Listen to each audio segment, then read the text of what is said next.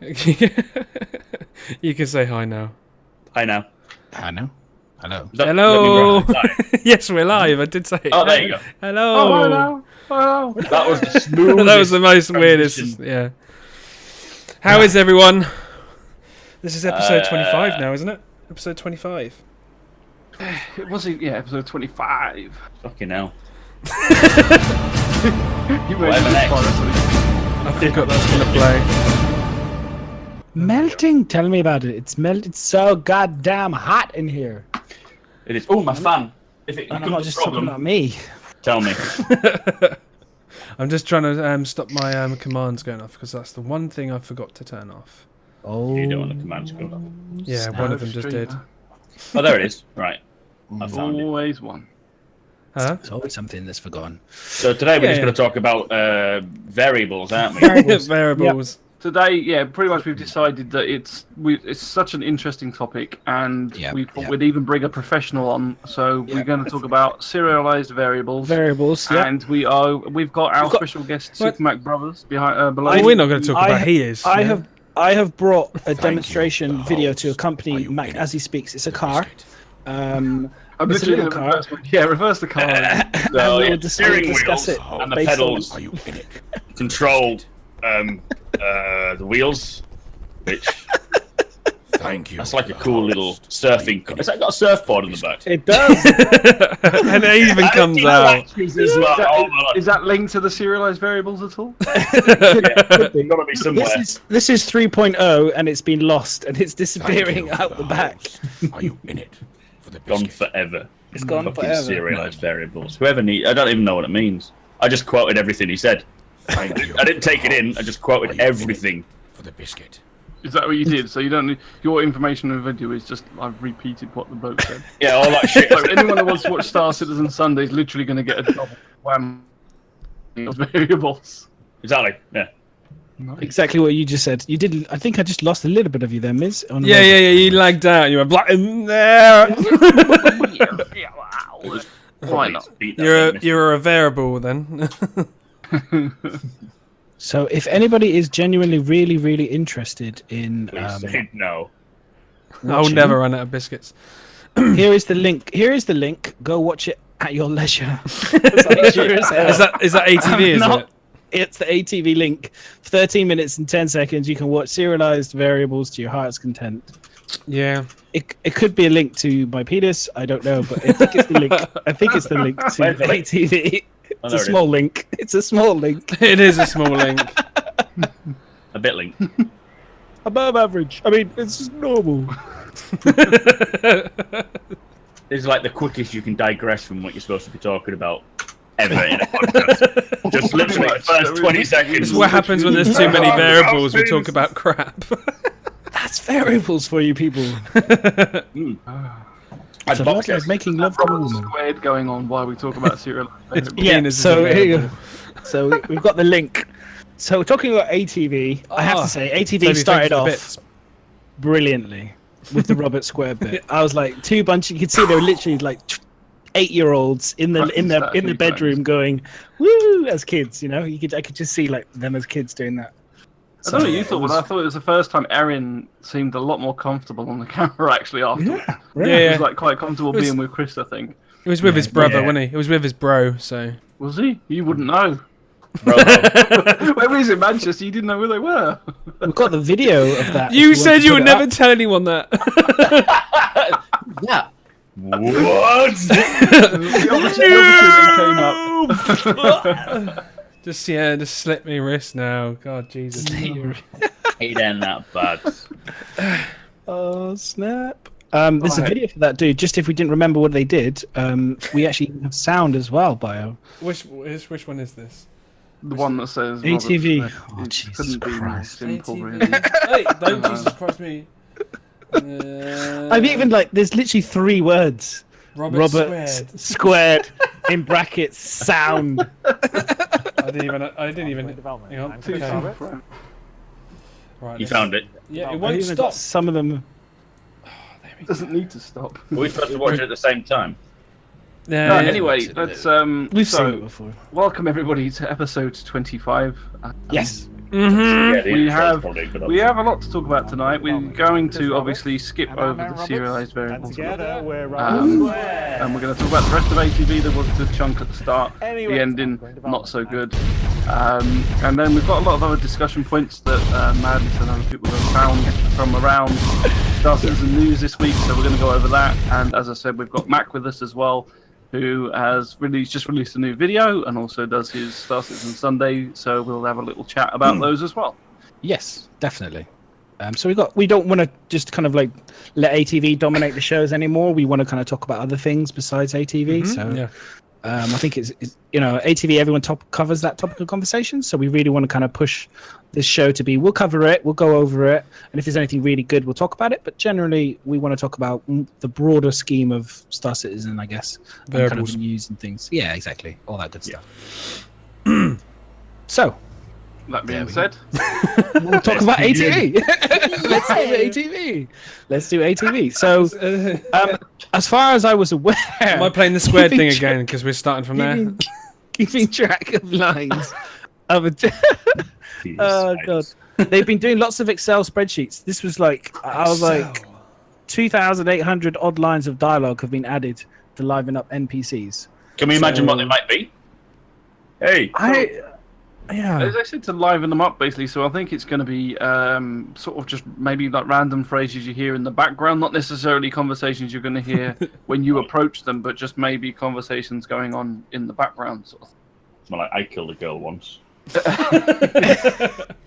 I've brought this in the back door. Don't tell anybody. There you go. Here's all these spreadsheets. Just let it happen. It's probably. I mean, if they've got if it's been recorded in Manchester, it's probably just a load of 2,799 lines about the weather.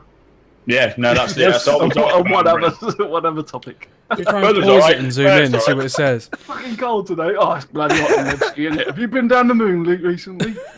Down the moon. Down the moon. Down to moon, man. You've been down the moon. Down the moon. Sounds more like a fucking pub. It may as well be. Yeah. Oh my god. I can just imagine it now. Jesus. Hang on a minute. Stop the press. Why are you drinking Budweiser? You always complain to me when I drink Budweiser. Because I've run out of the Stop the press. And that is all I've got. So, actually, what is everyone drinking tonight? So, Mrs. got Bud. What are you drinking? I just finished off a cider and I've got Buds. Estelle. I'm about to earn my game because everyone fucking carry on. For the people that are interested, I am drinking. Don't go into full detail. High Mountain Vines from Argentina. 10 bottle of wine. It's a Argentinian. Yep, it's a beautiful. They're well known for their Catina Zapana family. What? It's 4 generations. 4 generations. It's a beautiful wine. There it is. I forgot to pop to the shop and get. Where did you need that from? Tesco's? This one was purchased from Waitrose. I've got Waitrose. That's definitely shit then. 10 quid for a Waitrose bottle. It's got to be the bottom of the bin. Yeah. You got ripped off, mate. 2 quid in that. I'm going to get drunk tonight. I'm on water, guys. I was on water. What? I forgot to go to the shop and get myself a drink, so. You so posh. That's something I will never forget. What? So posh.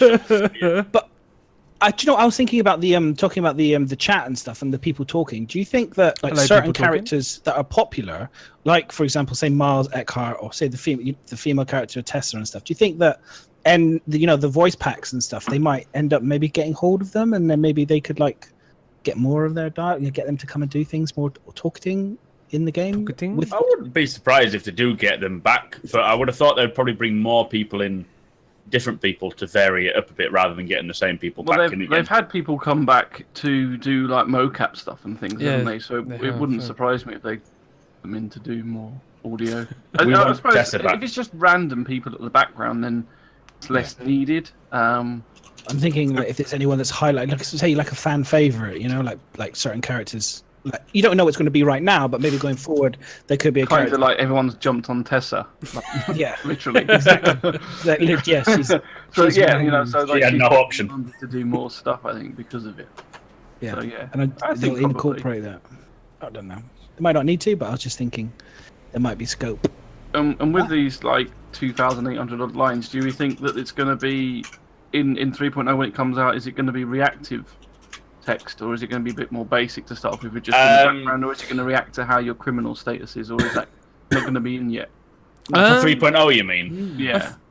I thought they were trying to see if they can iterate it into the 3.0 if your standings with them will affect the different, like your reputation. So not like your criminal record as such, more what you've done so far. So it might just be basic, but it'll look like it's progression, if that makes sense. It'll be the way. I think the basic start of this whole reputation thing will be your criminal record. It'll be criminal, non-criminal, and then there may be little grey areas. But to start with, I think the greyer areas will be like reputation itself will be much further on. The criminal acts will be obvious and straight off. But what I mean is, do you think I don't know if 3.0 is going to have them reacting to you? No.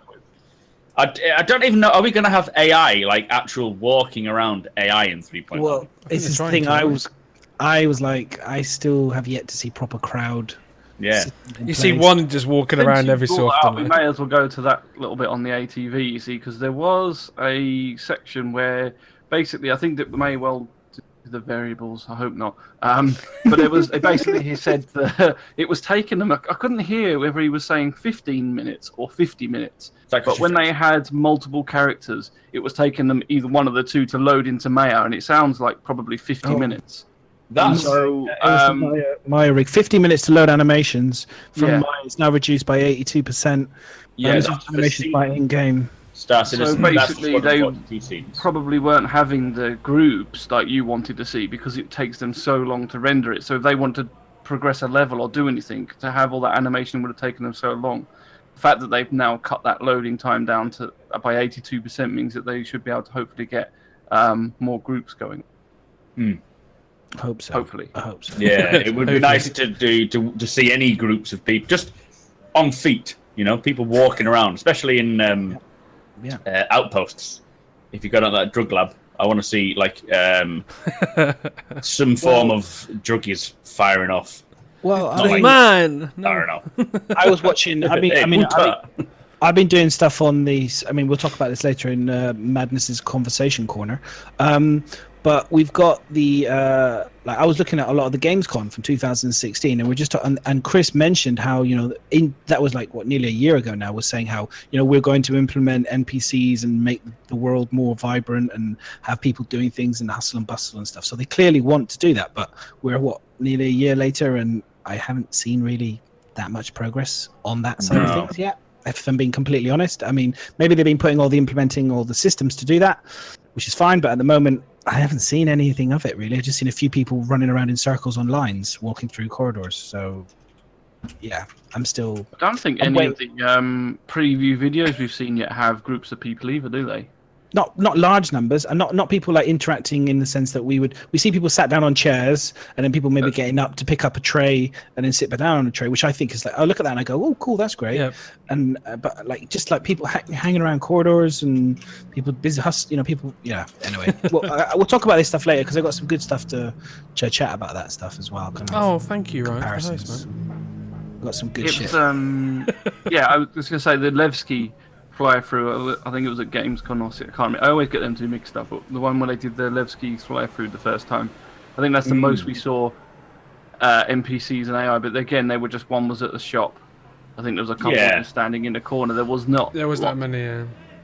No, they were programmed just for the basic script that they were doing. They weren't reacting to people. And I wonder if, I mean, to be fair, if they just like Artcore, for example, we saw very early on that South by Southwest video, they showed clips of people walking around like pedestrians.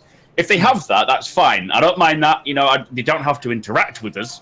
Not initially. Just be there. Just make it feel a bit more alive, basically. But I think whether or not we'll see... What the fuck was that? Were you moving a cabinet? No, it's just getting really noisy outside, so I'm just closing my window. If they had just someone, like, if they had the basics of AI for on foot, then that would be good. But I haven't heard anything about it. I don't expect it. We've seen them animating that, haven't we? We've seen them showing the pathways and making them smoother. So if they could just implement an NPC walking on a pathway, it would be quite nice to see. Yeah, definitely. And I just wanted to mention also, Solitary Report had real life stuff, which is why he's not here today. And also on top of that, if you type !question, we have got a question form that you can fill in. So please, at any time, ask us some questions, and we'll cover them towards the end of the podcast as well. So yeah, if you've got anything you want to ask us at any point, free to do so. Yeah, like how do you control hair? Please do. How do you control my hair? Anything you want. It's had a haircut. I've had a haircut, you know. No, you let the kids trim. Oh, it's madness! It's your hair. My hair is fuzzy as fuck, man. It's crazy at the moment. It's just so hot. It's so hot. It's ridiculous. If you go on holiday, you don't want to see my pube. They're so crazy pube hair. It's crazy. I wouldn't want to see them. Why would you? No, that's horrendous. No. What's next on the schedule? So I'm lost with what we're talking about. It's crazy. All right, cargo grids. No. Yeah, exciting. About some cargo grids. Grids. Basically, shown some more information on cargo, which is awesome. They're basically going to make a cargo grid layout, which will show you what your ship is capable of carrying, and it's to help you visualize what you've actually got in your cargo space. And instead of the cargo is going to be listed as crates, I believe. So if you're looking on your Moby Glass, it'll tell you how many crates you've got rather than say the individual item, I think. Is that what it came from there? Well, you know what's interesting?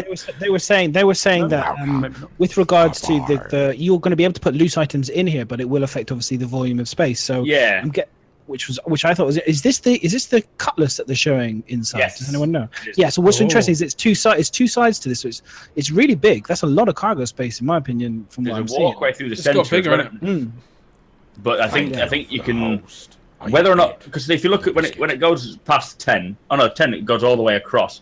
Now there is another entrance, isn't there? As we know, not these side doors, but there's a ladder there is a ladder on the left wing. Yeah. But I think like this, what they said is bot and salvaged items. Now bot, the fuck is bot? I just interpreted that as being like automatic loading of cargo. It's not gonna, if you chuck stuff around. No, I don't really know what I thought about that. I said it on Sunday, but I skipped over that and hope no one mentioned it. So it's kind of worked out all right. You mentioned it yourself. I know, yeah. So do you think it's going to be like magnetic type of kind of the box is going to clip into the spaces? You know what I mean? They have mag clamps. They updated them a while ago when they did the Freelancer. They had these mag clamps. Yeah, because they first represented them in the Freelancer, didn't they? Yes, yeah, and it was the way of. If anything can be put anywhere, but if it's not mag clamped, if you lose gravity, if you get hit or whatever, they will start being projectiles around your cargo. You'll end up being knocked out by one of your crates. Yeah, exactly. I've got a feeling though that this is what they're showing here is like the first iteration, what we're going to get in 3.0. So you're not going to have individual. Oh, I've got a cup and a beer. And things like I think you're literally going to buy the stock you want. It's going to be put into a crate, and then that crate gets loaded into your ship, or you load it into your ship. It's just going to be big square. So square boxes. You won't see the items inside it. You're just literally moving pre-made box. Yeah, you may not even see the items inside it. I don't know. I mean, you might be able to open it. No, you're probably not going to. I think you're just going to see crates. Yeah, and I don't think you're. So it'll probably tell you a volume of what's inside, but that's about it. I don't know how, because the new crates have been changed from 25 centimeters, 50 and 75. Sorry, to 25 centimeters, 50 and 75. Yeah. Now there are the standard cargo units now, which the whole of this idea of standard cargo units, the previous one now with the 25, 50, 75, it's all changing every single time they address this cargo shit. And we're surprised. It's better every time, though. Yeah. I think what we're seeing here is the 25 centimeter. These are the small things that you can pick up with one hand. You can walk around with it. You can move it around. It's got the handles on the side, look. So. Yeah. Can you see that? How the fuck? Are you serious? I'm just saying. By the way, Bio, you can do that as full screen. In the corner, there's a full screen button. People can't see it. Okay. Yeah. It's like miniature. Yeah. You made it like have like binoculars on. And the other thing they said about the cargo and this percent is that if you're going to have things like the Dragonfly or a vehicle like the Rover, it's going to take up the cargo space. So you won't be able to put. I don't know if we're going to get auto loaded at the start. So if you put a Dragonfly in there, it'll take up, say, this is just like say 100 crates, And if you've got a capacity for 200 crates, you can then put another 100 crates. It'll probably take up one side by the looks of things. I think it'll fit in the middle. It'll fit in the middle. But depends on the ship you're talking about, though, doesn't it? I'm looking at the Cutlass. It's not about the Cutlass. I think. Yeah, but I don't know if you're going to get to choose where you want it. I think it's just going to be this is the capacity of your ship. That'll do. Yeah. This is the capacity of your ship. You choose to put the Dragonfly in it, and you choose to load up 300 cargo or something, and it'll stick it all in there for you. Do you think you're going to be able to put a Nox on one side and a Dragonfly on the other side? I hope so. If I want to do the right cargo space, then yes, but you're not going to be able to put then cargo if it takes up all the room.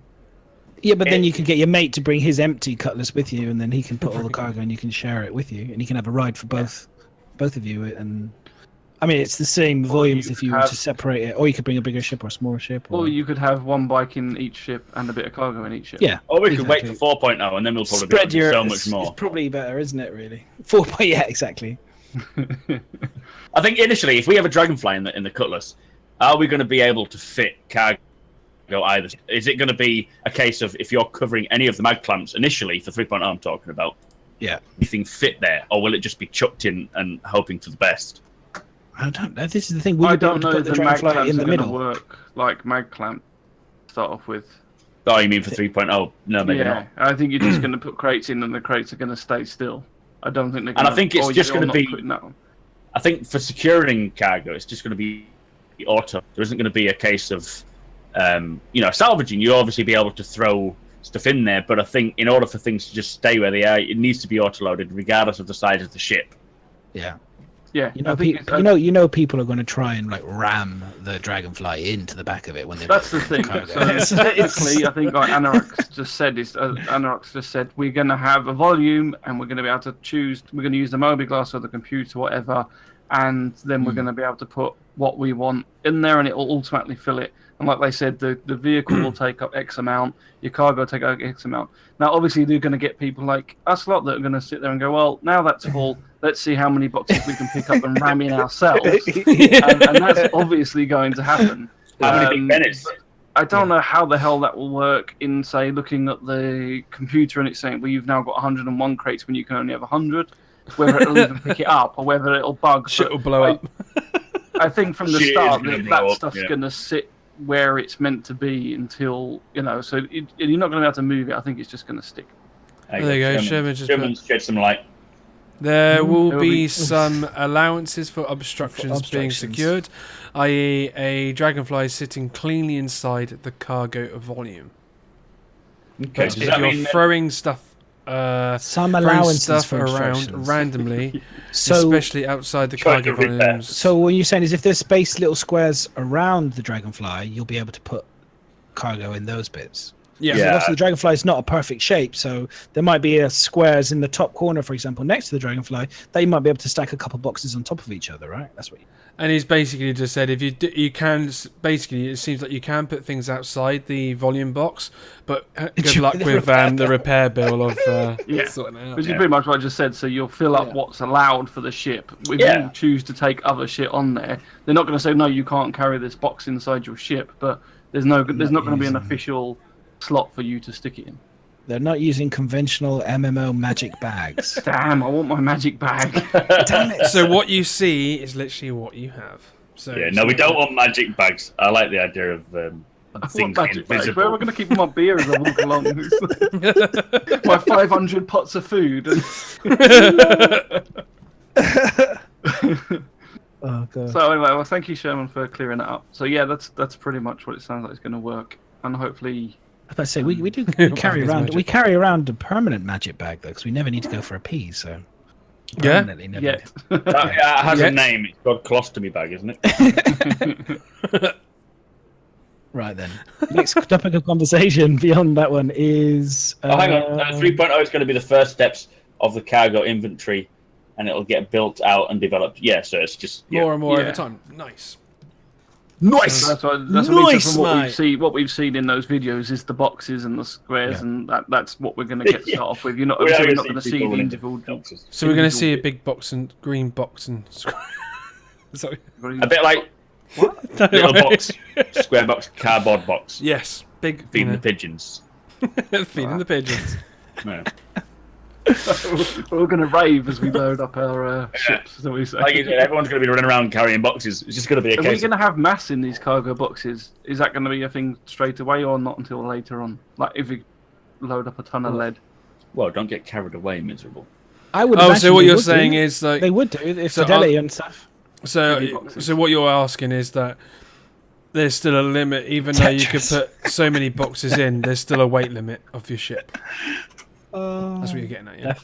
Definitely want Tetris in game. Yeah, we want to. No, I don't think ships are going to have a weight limit. Well, to take off, but maybe in space they won't. But so, what you're thinking if you're carrying really heavy?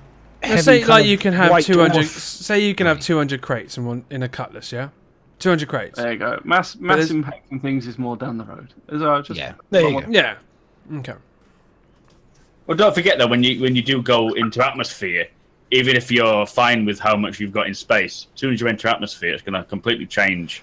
Yeah, you're just going to drop.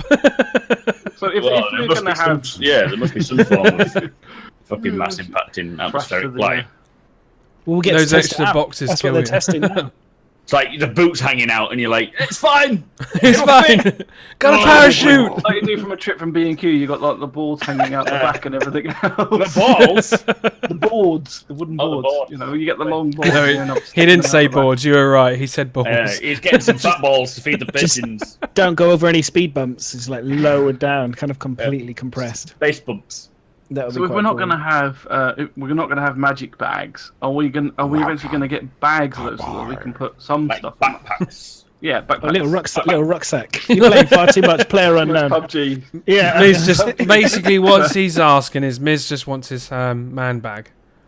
Yeah, little satchel over his shoulder. And it has to be. It'll be orange. It'll be orange. It's a good question though, because like I would imagine with the explorer, or if you want to be a scavenger kind of like character, then maybe they will have, a backpack or something to be able to salvage and scavenge stuff, more. I think it's been mentioned in a while. And then you want to grab stuff. You're not gonna. Oh well, I've got 2 things and now my hands full. Yeah, you want to be able to put something somewhere. But maybe it'll be it's a conscious decision. If you're going to protect yourself with armor and weapons, you have a reduced amount of item spaces. And if you're going to be an explorer or a salvage person, you have less space for maybe armor, for weapons. Maybe you can only carry one handgun or one gun or a rifle or something. And then, everything else is taken up for item slots. So you have a choice when you step out to go, right, this armor I'm going to be wearing this time. Do I not carry guns?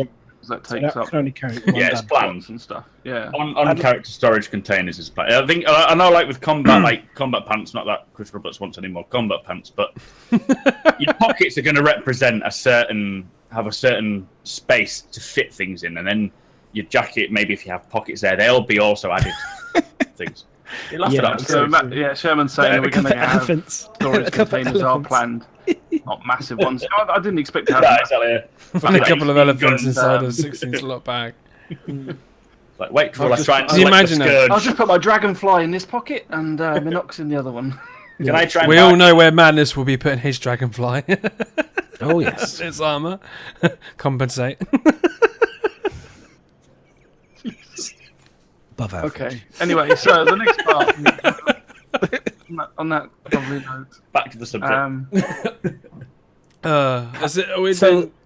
So how will space we be transported? This is a good question. Will we have a special stealth thing for your? Because are you going to get scanned? Do you think when you're carrying cargo? So when you're arriving at a spaceport or something, they're going to scan you to detect what you're carrying. We've seen scanning on people. There's hidden storage boxes, isn't there, in your ship? So, I think it's going to be like Millennium Falcon style. You're going to have hidden compartments that you can go and hide stuff in.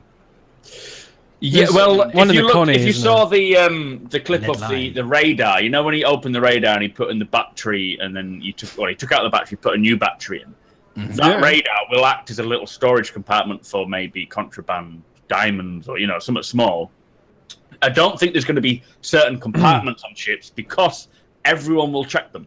Yeah, you'll know exactly where they are, and you can't make them random, so it's going to be too easy to find. But there will be objects you can have that you can hide away, like a radar. You can store some stuff in there. For big items, I'm not too sure exactly what they've got planned, but there will be. The only thing I would say, I think Ichiru's on about it a little bit, is the hidden compartments. Is that yes, everybody would know they're on your ship, but perhaps those hidden compartments would be what would have the shielding on, so that you wouldn't stop anyone physically coming and looking at it, but from a police or something scanning you, it would block anything from raiding what was in that compartment. Maybe it can mean life and death for you if a pirate comes along, definitely. Yeah. Do you think we're going to have going forward? We're going to have stealthy kind of like pirate, kind of illicit good ships, specific in the arts of stealth cargo transport. I don't think they're going to be specifically designed for pirates because they can't market it. Like, naturally, you can't market a ship for drug smugglers. It's just kind of like, well, what the fuck, you know. Unless the underworld make their own ship. The underworld manufacturer or vampires. That's what I mean. Like, do you think there will be like a manufacturer for that type of, maybe modifications on Drakes to make it all the ones we've got at the moment are supposed to be official. So they go by the UE rules. Someone that's not. I'm gonna say no. What about aliens? But I could be wrong. They might not have to comply with the UE rules. Yeah, maybe. Ships. Do you reckon? I just saw what Major Payne kind of mentioned about a drone. Do you reckon we could use a drone to kind of deliver goods like that? Well, yeah. So I don't see why the drone can't be used in certain circumstances. But so far, we only know the drone is going to be used for recording. Yeah. But I guess it's taking selfies. It's what you want is Amazon Prime. Is that what he's trying to ask for? Drones delivering your parcels for you. Open up the back of the Freelancer, and all these drones just come. It's going to be like Red Dwarf, the post drone catching you up after like thousands of years later to deliver your post. The next thing was they've done lots of bug fixes, so that's great. Moving on to the next thing, which is damage state improvements. They've improved. They've linked it. They've linked it better to the health of the ship, red zones, to show more damage. Yeah, I mean, I think what he said in the video was like, do you know when your ship's getting shot and it goes yellow and red? So I think the health of the ship is based more, and the damage states within your ship is based on the components that get hit. And that, so if you've got like the back end of your ship's red, then the damage state will be at the back end of your ship rather than at the front. I think it's more a case, I don't know if this is early stuff, but I think it's more a case of the overall health of your ship will... Say it drops to 75%, you'll see a 75% state of your ship, or 25%, 50, that sort of thing. You're probably right with it being component-based, but I'm not sure if this is more to do with early days, and then future there'll be more component-based. They were on about saying they completed it or they've updated it. So I don't know. It would make sense that if your back end of the Connie was red, that would show the damage state in your cockpit, wouldn't? Because otherwise, if it just goes on the overall health of the ship, then you start getting a fire by the pilot when it's not even been hit or something, which would look kind of weird. Which is what you've got, I think, on the Caterpillar at the moment. Once you get the Caterpillar, because we've done a lot of testing with damage states, why so brilliantly. But if you damage part of the Caterpillar, then the whole thing becomes red, not red, but in an emergency state, and there's fire and gas and it just goes straight to that point, doesn't it? There isn't a transit or an obvious option. Yeah, I think basically okay, then it just looks terrible everywhere. Yeah, then you're fucked. So it would make sense that if you've got a massive long cat, that if part of it's broken, then only that part would show the damage state. It'd be cool as well. The item system and repairing it as well. It'd be cool a little bit of immersion as well, because it's like that in Star Trek series, isn't it? When the part of the ship was damaged, and you're walking towards that point, and you start knowing that you're getting to the bit where it's damaged because you're seeing everything change, the environment's changing around you. Yeah, and they are showing different segments. They're showing the cockpit, then they're showing the cargo. So it does make sense that it is separate areas of the ship. But it'll be ideal for this will work really well in the really big capital ships. Definitely. Yeah. I mean, we know that you can get repair ships to repair other ones, but there's also going to be the role within the ship to repair stuff. So having that visual aid of knowing that a certain part of the ship is damaged will help the person running around trying to repair it. Yeah, and also it means that it'll bring that kind of better of maintenance play. So you can walk around and know, well, this bit is more damaged because the way it's looking compared to this section. I might as well do this bit first and then go to that. Yeah. Well, I like the fact that the captain will have to, will have his ensign or whatever will be saying, what's the damage status? You'll be able to say specifically the parts of the ship that are damaged and say, so then you'll be able to relay information to your other team friends on Gamescom or whatever. Yeah, and engineers. Engineers to go and fix that section of the ship. It'll add more of that really exciting gameplay It's the multi-crew stuff, isn't it? It's what they've said. It's gonna add more multi-crew. Exactly. Kind of what we're all waiting for, isn't it? Yeah. Yeah. Whether or not this is component based, I don't know. I don't know if that's coming with 3.0, with subcomponents repairing, replacing. From what it sounded like, it was more just to the overall health of the ship. You know, like when you see on your radar how damaged certain bits are. Yeah, I think it's just an improvement of what it is at the moment. Yeah. It's not a case of the final version. It's just an improvement of what we have at the moment, which is, like you say, the Caterpillar. It's like everything's fine. You take one shot and it's like, I think it's more just to make it a bit more. Well, they were talking about damaged states, and I think the damaged states are, like they just said, linked to the actual ship. Your components will get damaged, but that's not the damaged state of the ship. So your individual components, say your shield generator, that may look damaged, but that'll be a component that you can fix. It wouldn't be linked to the outside of the ship looking red or whatever. I suppose it's the whole damage. Durability, whatever it's called. Yeah. Yeah. So your components will be different, and then they will maybe show damage and wear separately. Yeah. Next thing was something technical. Something technical. So change the IFCS batch update. Less data equals more players, which is what we all want desperately. Is more players in the instances, more life. So it was a load of technical babble. I'm sure some people understood it, but basically your flight controls were linked to other things, and now they've kind of separated it. I think so that it doesn't always send that data. So there's less data being sent when it's not needed, and therefore they can have more people on the screen because there's less overall data keep getting sent back and forth to the server. Just looking at the moon in the background, it looks beautiful, doesn't it? Yeah, it does look cool. I mean, they gave us a video for something that was completely technical. This video is that yellow is the landable yellow. That's not the current yellow that we have now. This is the asteroids are the new asteroids that we get. New asteroids. Spinning around. Which is really cool. And that's the landable planet as well, the landable moon of yellow as well. So it's nice to see that. It doesn't really explain anything about IFCS, but any optimization is better than. Well, they kind of, but that was linked, I think, a little bit more to what they also said about the fact that, again, to us, it probably means not a lot, but they've batched together, like the Yellow Moon and Grim Hex are now in the same. So you're seeing more or something like that. So the same box, so that they're all just so they're where they're supposed to be, rather than being sent from individual places. So I think that's kind of what that was showing, that they've now linked the correct places. They're able to show so much more on a smoother rate as well. Yeah, they're in the right location for Stanton, or for what we have for 3.0. Yeah, because if you go to that area now, you can't see the other place in the background, can you? You can only see. Yeah, I mean, you can't see Crusader back there. I was trying to find yellow for hours. But you know, when I saw that, first of all, I was just thinking of Star Wars: The Force Awakens. I was expecting that to be the massive space station that kind of like destroys. The Death Star. Yeah, it just looks like the Super Death Star or whatever. It just looks like it. It's huge. So we've now got the Quantum Drive 2.0. I don't see any difference with this. Yeah, can I say that? I'm glad you said that, Matt. I'm not the only one. I was looking at it going, they've color graded it. It's color graded. And they've added a few more lines. They're going across the screen. That's all I saw. I was like, what visuals, I don't think they changed so much. But again, it was more of what he was saying, which was they've. It was something I don't understand because of what it was doing before, but basically when you jump, it was taking into calculations of where other positions were and other parts of the ship, whereas now it focuses on the jump point, the place you're going to, and that's it or something. Yeah. So again, it's probably to do. I think it's all linked to do with like the network code and making things smoother, a bit smoother. Really.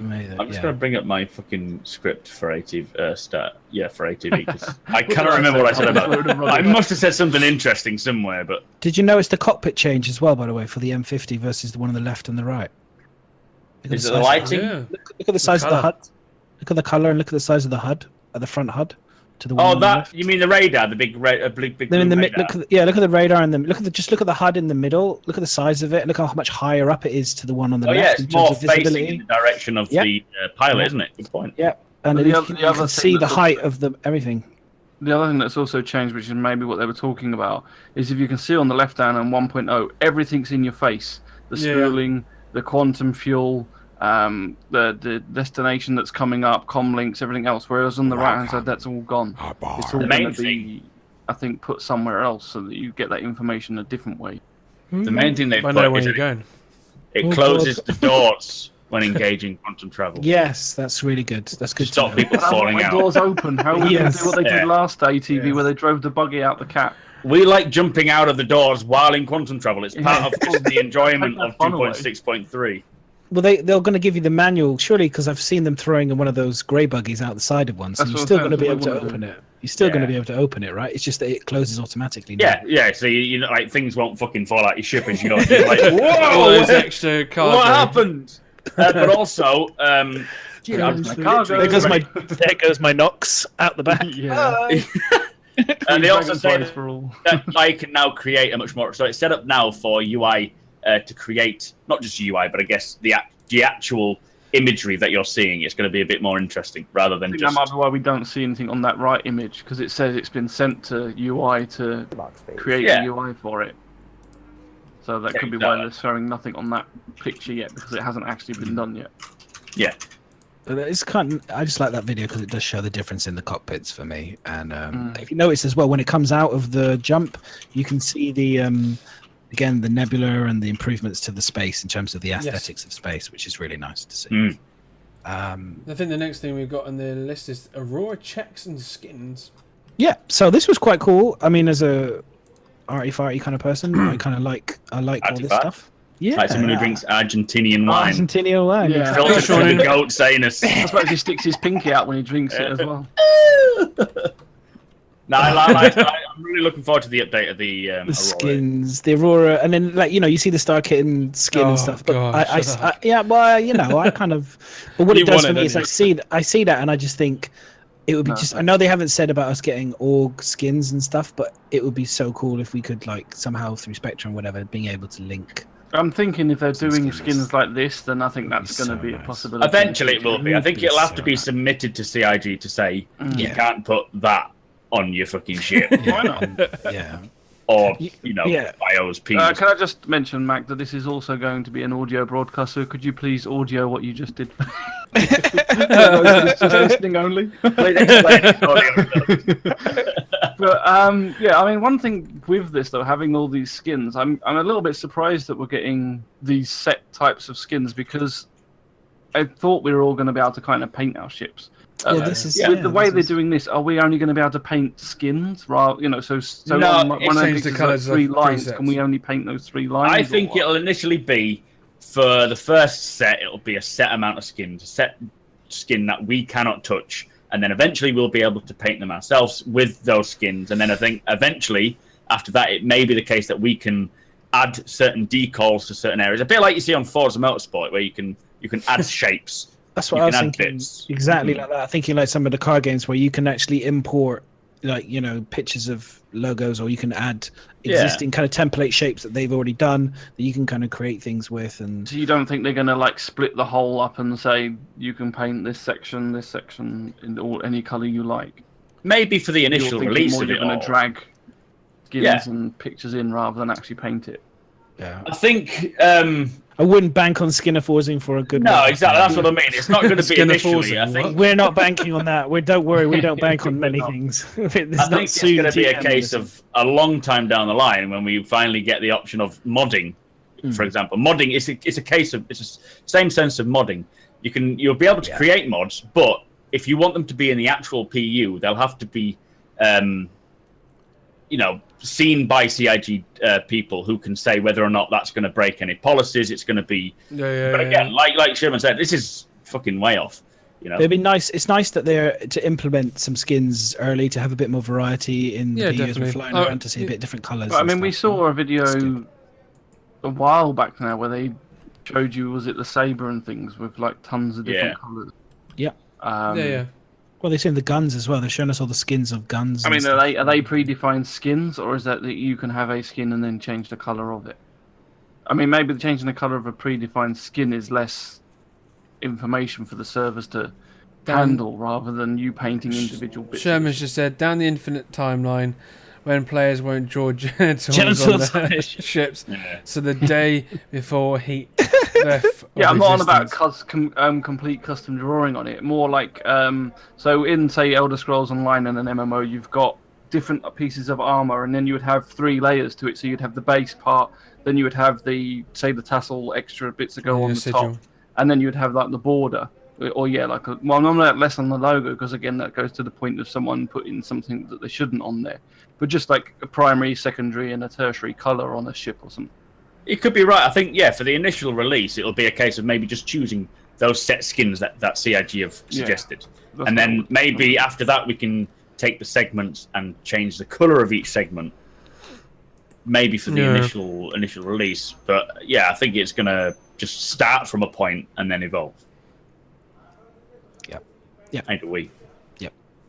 Updating info on the webpage. Now, this was a big thing because I think everyone is in agreement that the webpage has been long overdue an update. Yeah. Long overdue. Yeah.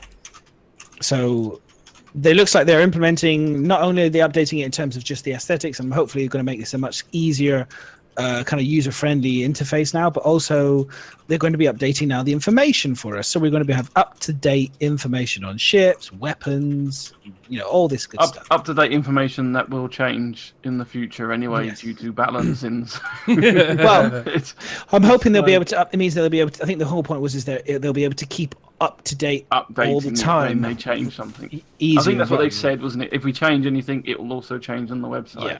Yeah, I think once they get the initial thing done, because it's such a lot of work now because it's been left so long, once they get it all done, it'll just be a case of every time a new ship comes out or every time a new stat changes, they can update it. Right now, it's taken ages to get done, hasn't it? I think a big part of the reason they've left it for so long is because we covered it a couple of podcasts ago, but the Item 2.0 system, they said it'll literally affect everything. And they said there was no point at all putting stats or weight or anything else on any of these pages until the Item 2.0 was in, because they had to redesign every ship because of that. So that's probably why now they've got their system being implemented, they can move forward in putting those stats on the website. No, definitely. I think it's just, they've had to do all that first before they can fly. Show us it all. But we're all sitting there going, why haven't you updated? But I think that's pretty much why it hasn't. It's a priority, isn't it? Yeah, right. Amazing. So I'm looking forward to it. I've certainly been able to look at different ships and comparing them a little bit more. Like I said, I think they're all subject to change still, but hopefully if they do change things, it can be kind of updated a lot quicker so that we can all notice it. Well, I would really like to be able to put up, for example, the Super Hornet stats. Literally go, right, okay, here's the latest stats. This is the stats with these weapons. This is the stats with the shields, the armors, the resist, all this stuff. And then put that next to what is supposedly the second best ship, which is the Saber, which is its kind of main kind of like competition, and be able to put the stats next to each other and say, okay, when I'm fighting in the dogfighting scenario in the real world, in the game, sorry, should I say? In the real world? In the real world. Wow. In the game, it's not going to get that far, man. And I'm a real boy. There is a real difference. You can really see, how much more powerful. I was fighting Avery Longshot today, and he brought a Super Hornet. I brought a standard Super Hornet. I couldn't kill him. And he wrecked me pretty quickly in terms of taking shields and stuff and armor and whatever. Desync and stuff aside, if this was obviously in the free flight, he would have probably killed me reasonably quickly, and I would have barely taken his shields down and done a minimal amount of damage to it. So for me, I really want to see the true stats on the ship so I can kind of really see. Again, this is going to be really interesting. Basic, isn't it? So what you'll see on there, I mean, it's still better than what we got now. So definitely being able to compare, if I buy this ship and I buy this ship, how different are they going to be? But as soon as we can get in there and start messing around with the components, then all that stats are out the window anyway, because you might pull in a power plant or an extra shield or weapons. That's where we come into our own, because you'll have people who will be able to say, if you have this power plant with this loadout, with this gun, with this thing, you're going to push out an extra whatever percent, 10-20% extra DPS, and then you're going to have this loadout with this loadout is going to be really great against Sabers, but it'll be really crap against Super Hornets, or this loadout will be great against taking out Hull Seas, so that you can take out their shields and then you can cripple them to steal all their cargo. Is that against Hull Seas? I'm just saying, there's going to be that scenario, aren't you? You want to say, okay, we need a Buccaneer with definitely. You want to know how hard it's going to be. I mean, that will give you a good idea of a basic. If you see the ship in the verse, I think the whole point is kind of if they're flying it unmodded, unchanged, this is how it will handle. This is what I'll need to deal with it. So you get a kind of good idea of what you're coming up against if you just see it. Which I think they kind of didn't they say they wanted you to sort of have from visuals as well. When you see the ship, you know, oh, that's a saber. Then you've got a bit of an idea in your head how that's going to be handled. So. I mean, you learn that through experience as well. I mean, I've learned through most experiences. If I see somebody come at me and they lock on with a certain missile type that comes up, and then I see a little like a gladius, for example, and I see the little Gatling gun on the front and the little pew pews on the side, and then I see the missile they fire, I know very quickly that this person's going to die very fast to me because they've only got a standard loadout, and they're not as much of a threat. They're just running a standard loadout. They'll either run out of fuel very quick. Oh, mate, and the torpedoes at the moment is crazy. You know very quickly from experience. But I agree, if the stats are there, it gives those clever people, those kind of people who like the stats too, rather than having to learn. It would be are hard. It would be kind of nice to kind of blow up. with the stats as well, like you'll be able to kind of add. So remove certain parts of it, so you'll be able to kind of see the difference by adding different weapons on the website. On the website, yeah. On the website, that'd be pretty cool to see. If you can do that, that would be that would help you kind of match things up. Yeah, it can probably see how far you can make your ship go by just changing out things, and it might give people that more push to change from stock to new things because they can see that in front of them first before they drastically change the performance of their ship. Yeah, as a Kademlia, sorry, I don't know how you say your name, but it said like people that love spreadsheets are gonna love that sort of change to the website, being able to tinker with the things, seeing which what they had to min and max. I think they even said that in the video, didn't they? Min and max's dream, loving how to be able to change it and find out what's just the best thing to run on paper at least. On paper, exactly, and then you take it to test, and then you can go very quickly. Oh no, that was rubbish. This is not a good idea. It doesn't work. It doesn't work in the real world. That happened if you play Crossout. That happens a lot. Oh, stick all these guns on it, and then your card doesn't move. Yeah.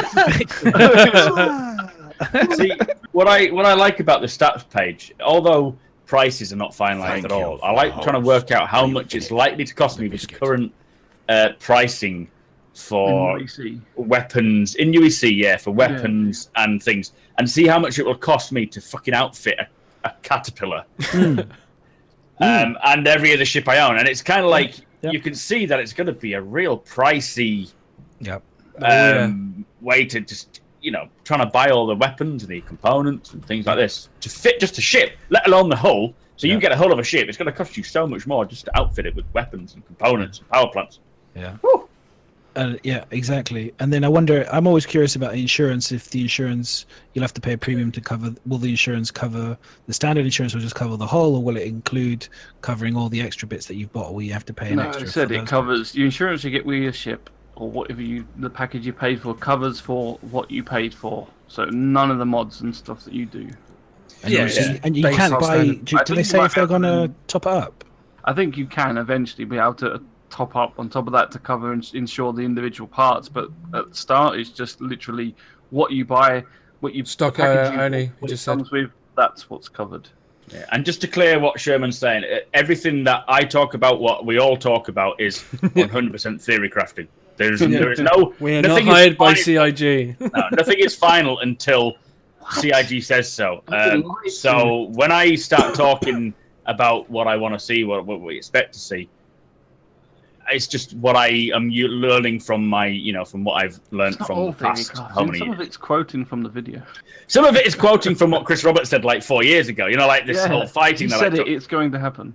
Yeah, it's it's not. I think what Sherman's on about is the if you say, oh, this is if I put these guns on, it will do 100% more damage, or whatever, but it's not going to be if you're not 100% accurate. But he hasn't seen Madness fly yet. He is 100% accurate, so it doesn't. If Madness can see a ship's loadout and determine a ship's loadout and know that he's going to die, that is experience. Come on, guys! He's the Manchester champion. He should know this. It's not just me though. It's like other pilots, like Templar 1 and all the really good pilots. They fight day in, day out. They know loadouts, they know guns. They listen. Like I remember watching people going, "How on earth do they know what guns being fired at them?" But it's because you just practice over and over again. You go, "Oh yeah, that's a broadsword. Oh, that's a a Panther. Oh, that's a size 2 mass driver. Or that's a sucker punch. Yeah, that's a sucker punch." You naturally. You know all the different types of guns. Oh, that's a Badger or whatever. Because you know from the ship, and you also from trying out the loadouts yourself, and also from being attacked by them and then asking and saying, "Hey, what guns were you using?" I'm always getting asked. People say to me when they die to my Gladius, they go, "What guns were you using on your Gladius?" And I'm always like, "Oh, I was using mass drivers." And then for a fact that the person's gone, "Ooh, interesting," and then they've gone away and flown with mass drivers and probably gone, "Ooh, these are horrible." Got no ammo, and I can't hit anything. The Manchester champion. These don't work for me. And I'm like, exactly. Experience, can you? You got to practice with them. Learn to get close and take your time. But that's the thing. Experience does play a huge part in this game for sure, which I really like, and I don't want them to change that. Please don't listen to Noobifire's nonsense about making it so you can target certain parts of the ship. That should be skill based. That should not be. You can just go click on a thing on the side. No, I think and say, I want to shoot the engine down. I think with that target based thing, I don't think it should be like that. I think it should be so if you select a particular part of the ship, it would how you aim at the moment. So you bring your nose round onto the ship, and it will say how far in front you have to aim, to hit that part. Just to hit that ship. Yeah, but I'm saying, say that can move depending on what part of the ship you want to shoot. That's what Madness is saying he doesn't want. He wants you to. If you want to shoot a part of the component off, you have to. You need skill to aim for it. That's the point. The point is it needs to still be skill. Like it all needs to be skill based. Missiles, okay. If you want to say missiles can lock onto certain parts of the ship, fine. I'm not going to have a problem with that because at the end of the day, that's fine. But in terms of guns, your guns should always be, you can only aim for certain places of the ship, okay? So that would be, for me, it's like you can't suddenly say, I'm looking on the target, that my pip is constantly on the cockpit, right, for example. Oh, yeah, exactly. And then I always just fly around it and it's constantly got that locked on as the that's just so... Yeah, no, that shouldn't... And in real world, that wouldn't work anyway because the signature given out from a component would be masked by your armor of the ship. So you wouldn't be able to lock onto a specific component. But I think, like you say, missiles, when you're attacking a big capital ship, then locking onto certain areas like the comms array or the shield generator as much as you can is important. Yeah, that's fine. Missiles is fine because it makes sense. You do that in real life with missiles. Yeah, you should learn. Why would you pick anything other than the most weak point that's going to shut the whole ship down? It should be skill based. It should be skill based that if you know how to aim, if you know where the weak point of a ship is, you should aim for that. And if you miss it, that's your own doing. That's pretty much what I do in all my streams at the moment. That's how I play the game at the moment because it makes it more fun. That's what I do. I take down I try and stop them from being able to move. So on the freelance, I take out their engines. The game has always been sold as a skill based game. Yeah, not a rank, not a. Don't take the skill out of it. That's the thing is don't take the skill out of it for sure. No. Just to make a few people happy who can't fly yet, don't do it. No, because I'm going to be hiring Madness so much in this. Well, you can hire me and a few other people. They're a lot better people than me. The next one is the male transfer mesh, which has been massively updated using the skinning tools to automate basic skinning. So this was quite nice again. They've also done a female mesh on top of that as well, which they didn't show. They have. You missed the animations bit. Okay, that's fine. So this was quite nice. This was showing us what Sandy was doing when she was doing the mocap with her stretching. It was nice to see the Explorer armor again, just a bit closer. So now all that moaning you was on about her stretching, that's what it was for. Yeah, that's quite. Now there was a point to it for clipping issues, I guess. Just for ATV, that's what it's for. But it looks good. I mean, the range of movement that they've got on there is just kind of showing you that all that range of movement you're going to have in your characters. I like to see the normals. It's always cool to see normals because I don't know if does everyone know what normals are?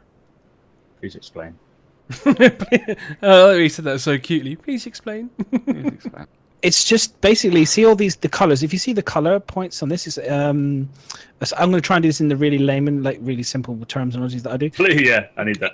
It creates, like before when you have like on skins and stuff, you have what's called a bump map, which is like a kind of a fake kind of way of doing it. Normals takes information and based on color, it makes high points and low points on the mesh, kind of visual points. Yeah. So basically makes details such as skin pigmentation and kind of scarring and all this kind of stuff, but it's really, really efficient. Oh, it's in the basic modeling and stuff. It's so you can bake textures onto things. It just makes things more efficient, basically. Okay. I don't want to go into too much details, but it's really cool. There are different ways of doing things. You have bump maps, you have normals, you have all sorts of other clever little things. But normals is really, really cool. I like normals is very cool. Say that again. I'm only joking. Don't. No. I would go in to get the text version, like the textbook version. That's kind of like the really trying to make it as simple as possible. So what are serialized variables then? We've done that. We covered that at the start. God knows what that is. We're not talking about that. It's a variable different, like Cheerios, cornflakes. It's just picking which one you want for the day. So apart from having to need glasses to see the animation bio, we'll make it so then I can make it full screen then. It's called the expand button in the corner. You've done this before. On that one there, doesn't expand any bigger. Can't you double tap it? Zoom it, control mouse wheel forward it, make it bigger. Yeah. They don't make him any bigger, no? On that last one I just did. Oh, okay. I'll have a look at him. Do apologise. That'd be my fault. It's just that one I haven't been able to make. I think. If you hold down control and use your mouse wheel, it zooms into a web page. Oh, okay. That must have been an error with that one. I must have cropped it by mistake. If you go to character creations, we'll see more of the. Yes. This is quite cool. It's nice to see the character creations. So they've got like more of. This is great because this is what we want to see. More variations again of characters' clothing. What is that? That's like some Silent Hill. Death. It does. It is a bit scary. What does OMC stand for, Sherman? Can you tell what OMC stands for? Because I have no idea. Oh my god! If you see on the oh my cock. Cock, I said, not cock. Yeah, right. Okay, mate. Yeah. Did you see his eye? His eyepiece on the guy before with the puffer jacket. Did you see his eyepiece? The miner. Yeah. Yeah. Oh, yeah. Was he the Delmar Levski miner? Wow. Yeah, he's got like a kind of a crazy kind of looks like a kind of steampunky-esque kind of thing sticking off from where his eye would be, or kind of maybe that's like a Terminator laser targeting with your mining tool. Probably not, but it's an option. He's got like the torch that we had on the other ones, isn't it? But or the Explorer outfit. When we was like during some of the builds that we've had, the torch has changed practically every single build in its size. It starts like small, then like large headlamp, then it gets tiny again. They seem to always keep changing it. Can we pause these segments? Yeah, pause them wherever you want. I think we should do them. Do that and just talk about each. If we know anything about each picture, you mean? Yeah, just a little bit. Because it goes into hair again, and it's a bit too far. Yeah, so I mean the crazy girl thing at the beginning. I mean, I agree. Crazy That's girl. kind. I don't quite get what that does look like a kind of BioShock costume. Well, maybe it's just casual clothing. Well, we know there's the medic. We've got Mal casual clothing, haven't we? Female medic, haven't we? We've had her. We've seen her a few weeks ago with like the suit. That. I don't get it either. I didn't get it either. When I saw it, I did not get what it. I just had no idea what it was. That's what I thought. I think it's just casual clothing. Casual? Yeah. What casual? If any girl I knew wore that casually, I'd slap the bitch. It's nothing. I'd be running for the hills. Yeah. I was like, I'm about to be murdered. I'm gonna have no feet at the end of the night. What's wrong with that? It's just futuristic casual clothing. This is gonna be what Blaze would wear in the game then. Okay. Wow, that's scary. What? That's right. A poor person's clothes. Could be poor person's clothes in the game. That's possible. What part of it scares you? What part of that outfit scares you? It must be something to do with Silent Hill or something along those lines, right? I'm getting, like I said, I'm getting a BioShock kind of vibe of that. Honestly, it doesn't look like someone I would trust. Like, you can hear the music. Can you help me out of this place? It's just a dress. She's like a zombie. Half her head's already bleeding and kind of mouth open, gaping. I'm okay. Head spins round. Yeah, it's one of those faunas stuck attached to the back of her neck, kind of thing. You'd be like, and they'll come up, come up to you, go whisper. Animated. That's what it looks like to me. Just when he's animated. Maybe if it's coloured, it would be different. Maybe when it's all really colourful and got Hello Kitty on it. It looks it's metal. not got any colour or texture on it. It's just a basic. No. This is probably when someone comes and chats from CIG. Say, that's our finished project. Yeah. Oh, sorry. Well, You offend Jeremiah Lee. So it's fine. So, although at one point when they were changing one of the sliders, it did like what it was shiny metallic metal. Oh, there you go. Yeah, I don't think that's finalised. Yeah, but it does look metal. It's like a knight's armour. So for anyone listening to us in the audio side, just imagine Bioshock. This is basically what we're describing. We're describing a kind of a scary, So is that right? Is it scary fairy. metal? Is that what you're saying? It looks Gone on metal. to the next one now. So. Oh, I think that was just we're dragging the slider across. I don't think it's. It's not final. That's just them messing. That was all. Yeah. That's why I said it's just a normal dress. I didn't realise you were saying it because it was a metal. Exactly. Like Sean says there, Android. It looks like an android. Like something would be like, "Hello, welcome to my world," and then she explodes. So this is just the standard Ledsky guy in the present. civilian. This is just a civilian Ledsky costume, which looks quite nice. No, isn't that the OMC stuff, or is that civilian? I can't remember now. I think it says it OMC. It says OMC at the top. Oh, does it? Is it? Yeah. Boom! In your face, madness. No, should read the spoil script first. Yeah, you should see where it says switching to subtool. Where does it say that? You see the gold writing at the top. Oh yeah, I can't read that. Oh, Right switch next to it, it subtool. says OMC. Gotcha. Sean 6. or This is number 6. Matt, what does OMC stand for? Because I mean, it keeps saying the OMC undersuit on the OMC Miz outfit. knows what it stands for. Is it minus something? What? You know what it stands for? Yeah, Miz does, yeah. And my cock. Oh, my cock outfit. The bondage outfit. Maybe it's like minor casual. But I don't think, no, because it says OMC. It's got to stand for something. Miz It's got the OMC on the back. I don't think it'll be like our minor casual outfit. No, as in like, well, yeah, okay. I was you got to label it so that you know where to find stuff, isn't it? No, on the actual outfit. It's not going to be my casual outfit. All right, okay, fair enough. You know that female character. Maybe it's just TV show host. It says TV show host for her. Where's who? What? For that girl on the top. If we're talking about, I see. It Yeah, says that could TV work. show host. I told you, it's just a dress. Aww. Random. Stress. So we got the mining costume in black. He looks pretty gangster, really, doesn't he? With his and his like, I don't know what's happened to the clown feet. I really don't know. He's got like clown shoes going on down there. Where? Have you not seen? Look at the size of the toe on the miners in the blue with the. He's huge clump. He's got a serious clump Are foot you going on. skipping ahead? Oh, am I ahead of you guys? Skip ahead because Madness Cat is not patient. Come on, let's go ahead. Come on. Have I There you skipped go. ahead? You can see his shoe from the back there now. I see. But look at the toe. It's literally McDonald's feet going on right there. Yeah, a bit, yeah. I've got What's big with the feet. colour? Is that normal? Oh, God knows. I don't know, but I'm always looking at the shoes in games. I'm like, Well, it just reminds me of like when you used to have the shell suits. So it looks like this is there's a little bit too much blackness on it, but tragic. It's got to have the high vis on there because there's people like Miz that crash into everything. So Yeah. he needs trust to me, high vis will not save him. that would be where look, it's a landing pad. A bubble rush. It's like one that waves you down, the signal control. Space Chav in a shell suit. Yeah. Well, they've got to keep with the times, don't they? It's the bomber jacket.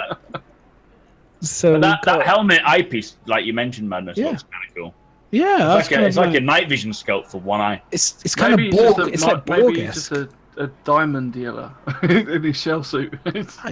Honestly, it feels very much like Star Trek Borg. Like kind of Jean-Luc Picard style when he's got that thing sticking out of his eyeball.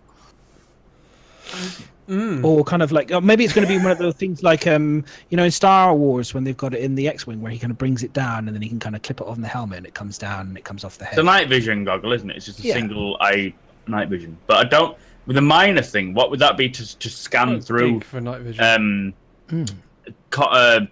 rock to maybe find the minerals? Maybe it's just more of an intricate zoom where one eye, when you look at them, one eye is massive and the other one's normal. That's just his beer. That's just his beer goggles. Maybe the miners have to sacrifice an eye in order to work there. Yeah, maybe. Yeah, mate. Yeah, it's just part of the job. You know, you have to get biomechanically engineered to work. That we say hey, why do you think my name's this and I'm going to be a miner as well? See, like in Flash Gordon when they take the visors off the guys at the end and there are wires in their eyes. Are you serious, Noonan? Are you just making that up now? I know how you say G people. Odin like, Munitions. Odin Munitions Corporation. Cool. Who's What Odin? the fuck's that then? Yeah, who's Odin? Is he the Why has he got his own god munitions? of? He's probably the going. god? He's probably. It was probably right going. Psst, He's the godfather. psst. What's this? Isn't he the father of Thor or something? Odin. Thor, no, you shall not pass. Yeah, he is the father of all, but why has he got a munitions? It's a system. His son's got a hammer, for crying out loud. I know, right? Odin's like, The clue is in there. That's Brian Chambers, isn't it? oh, it's the system Odin. I see. Ah, so so it's not. Oh my. So obvious. What was it? My So costume. obvious. Oh, my costume. He's a war god. that's kind of cool then. So that's I didn't basically see saying the that OMC on his back. I just thought you were talking this about is this at the top. particular systems are going to have like Over medicated clowns. He does look That's like why an they said we'd have over-medicated nothing clown. to That's what we all are here. That's So what we all are if, right if now. all this gear is from Odin, then we know that it's haunted for definitely with the first dress and everything the way it's going. There's something going on in Odin. Yeah. Why have you got munitions there? Why is there a corporation for ammunition? And Over medicated clowns. So the next one, what's the next one again? This is I can't really. Oh, it's make out. I'm just playing. Is this through Squadron this- 42 armor? Yeah, it is, isn't it? I don't know. Well, Got the next one. you're I'm skipping not seeing it ahead, yet. man. I gotta wait. I'm just nipping across. It says at the top there, skin 25 fear. That solves the problem. Fear me. Doesn't So I there have we no go. idea. I'm guessing Squadron. Oh, I know what it was. 42. Wasn't they saying in the description that they were because of the item system, they're going back over the outlaw suits and Oh, the, yeah, the yeah. legacy suits that we've outfits. got at the yeah. moment. They're going over them and changing them due to the component system that we now got. See, some of us actually listen to ATV. Boom, there you go, miss. Yeah, the legacy UE and pirate armors to bring them up to the current standard first of all, but then allow them Armor to be swappable textures with and the all new that, isn't it, assets. as well? So there you Yeah, go. armor So yeah, textures. so this is basically what we've got now. It's being updated again, bringing it up to the level of what we should be having. Yeah, and it's like everything. Boots are terrible. There's a again. poo Because flap. we're going to then, have you see that? well, it's going to be because we can change, aren't we? So we're going to have light armor legs and looks heavy like armor fucking- shoulders looks- and stuff. So they looks have like to split it up. Looks like hooves on their feet again, riding along like a horsey. They're Look, terrible. we've told you So- time and time again, man. It's design some shoes. I'm and gonna send have them in. to. I'm gonna have to. This is some really cool natural hair. Like I see this kind of hairstyles every day. Oh, so this is cool. They've gone. They've I see gone from hairstyles the, every day. So the Well, tie. The mine's tie. definitely in here What somewhere. was you expecting to see? The mohawk. Everyday hairstyle. That whole kind of like ponytail pulled back and tied. That was very much 2 years ago. Top knot fucking. That was the top knot was Viking 2 years one, ago. See, I'm sure in Vikings they all had that as well. Yeah. So- Which Vikings? What, the TV show?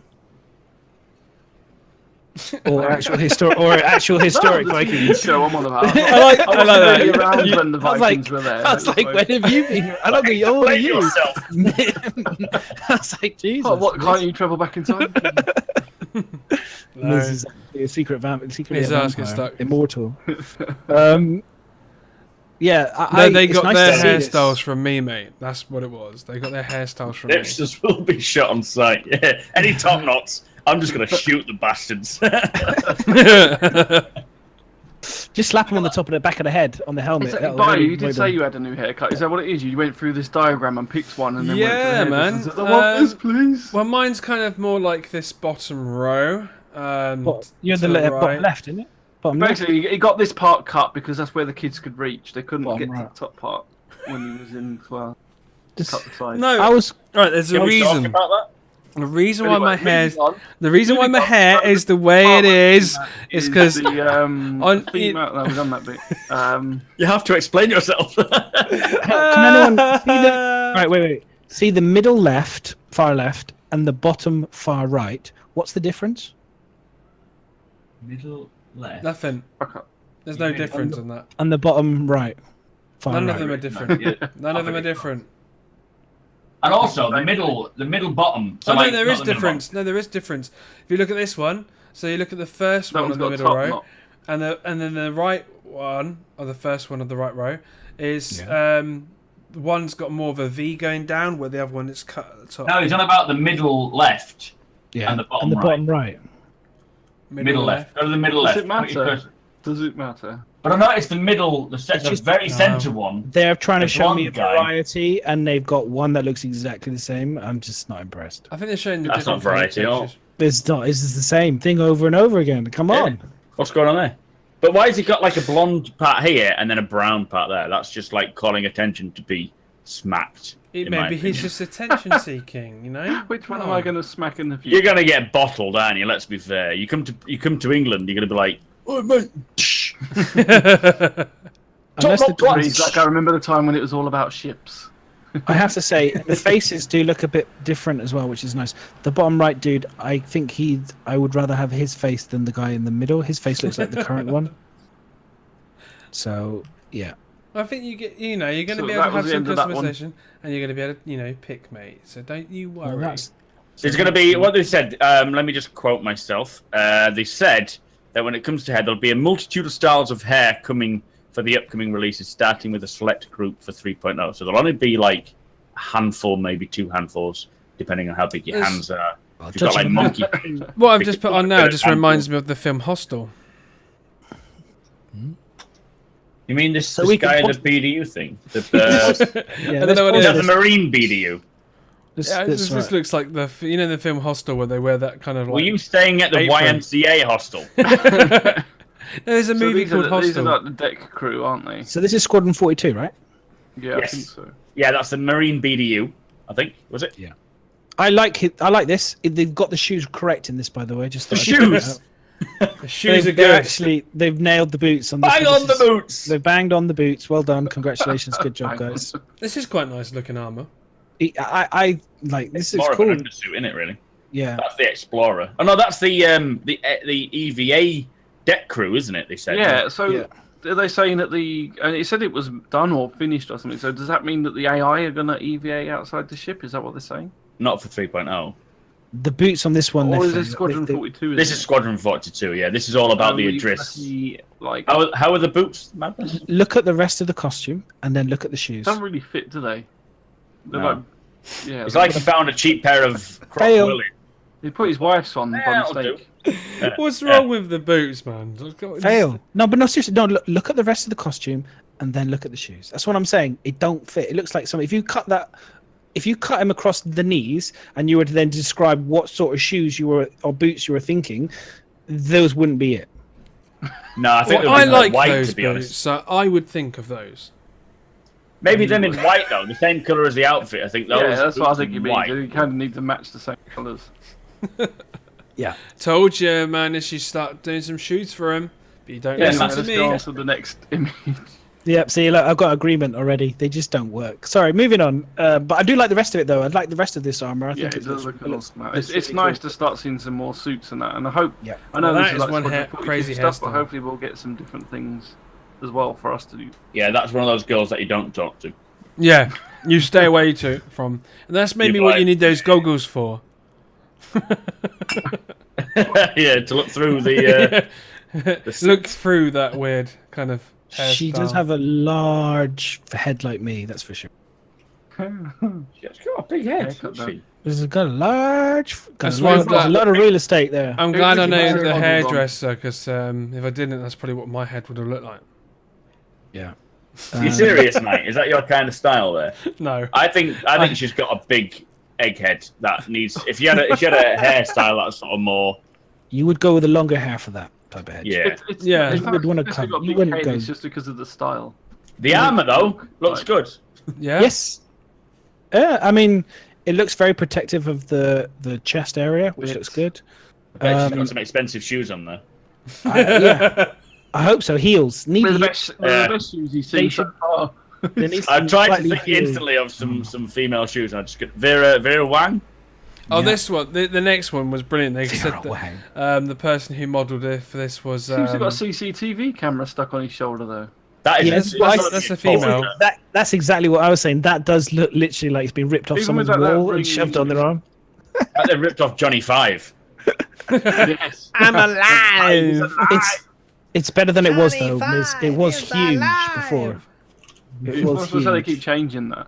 But what's quite good in that is that if you see in the armor, it's not the Moby glass, but they've got like stats panel in the arm as well. Oh wow. Yeah. Like, like a health or oxygen levels or something. Looks good.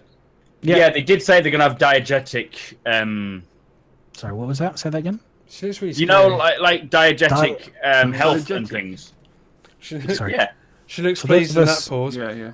Yeah, like your health will be on your arm. Like if you've ever played Dead Space, he's googling diegetic. I can see his face. Yeah, that's exactly what I'm doing because I'm like... If you have diegetic health, it'll be displayed on your armor on the exterior, so you can see it in the game, not just as a piece of UI down on your screen. So it blends into the game. That's what they're trying to do, is create this diegetic experience for UI, so that it feels like it's a part of the game, not just an external UI that is all over the screen and causing issues. Do you get me? And it also means other people can see it as well. Let me just I don't even know how to spell it. Is that the I've just seen stuff about. Is that the Explorer's outfit? We'll talk about it later. Yeah, that's the female Explorer outfit. It's quite nice. It's just exactly the same as the male one. There you go. Look, the hang on, let me bring this link up. Am I going to get banned? We'll see.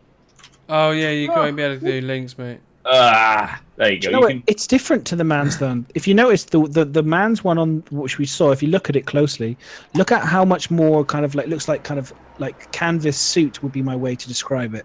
There is, and then if you go to the female Explorer, it's more solid, isn't it? There's a lot more armor plating. It seems to be going over her arms. Got to protect the boobs. Underneath looks like it's not the same kind of casual. So I'm just kind of curious if that's actually the same, if they are the same Explorer kind of, or if that's Squadron 42 armor, not actually Explorer armor.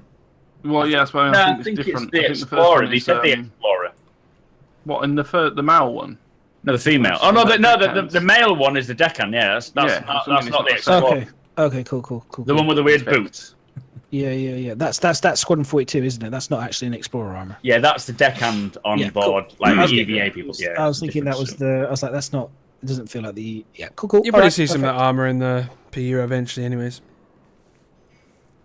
Mass Effect Andromeda, the eyes. CIG don't make that same mistake. Exactly. No, they've changed the eyes. I agree. I don't even think I noticed the eyes, to be honest. And apart from a few other bug fixes and stuff like that, that's pretty much what ATV had to offer. Yeah, we don't need to talk anymore about ATV. What was worth, what we actually understood. Yeah. Did we cover the variables? The variables? Which one were the variables? I think if Miz really wants to do this, I think we should all stand up, leave Miz here. Yeah, go how long do you reckon you're going to take, mate? 30 seconds. All right, mate. See you in about 30 seconds. Have you got that car, Madness? Bring the car up, There's the car. There you go. You know what? I completely forgot about what the serialized variables are. There we go, then. There we go. 30 seconds, guys, and we're back.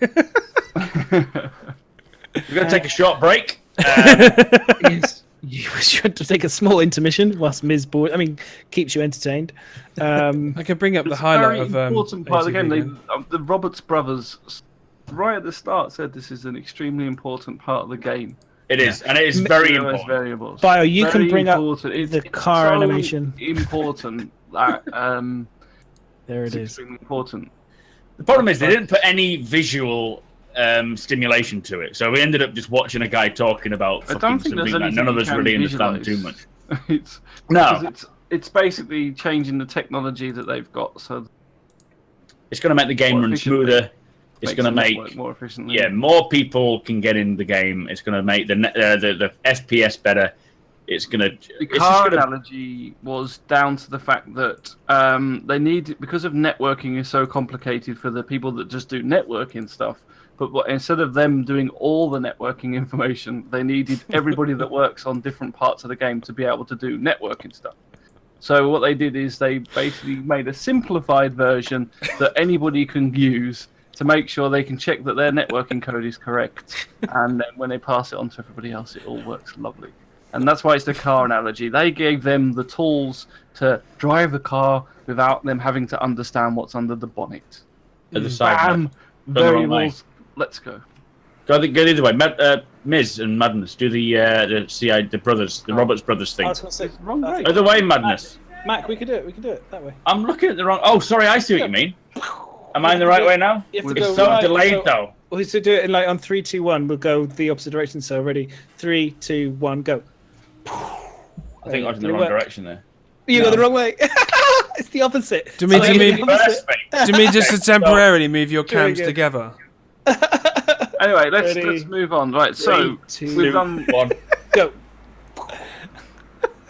Does that work? Mate, I'm looking at Skype and it makes no sense. Kind of. Not bad. That wasn't bad. It was not great. I'll add some effects to that. Yeah, I'll cut it. Yeah, that's right. Okay, so the audio cast. Right, I'm glad we've done that. So we're gonna leave ATV. Yes. ATV squared. Yes. We're gonna go around into the actual verse. We're gonna go and let's just go around and let's have this. We're gonna go into chat, or is there anything anyone particularly wants to talk about? No, let's go up to the chat and we'll. Well, I want to talk a bit more about these variables. Joking. Hit the mute button. So we've got the diff checker.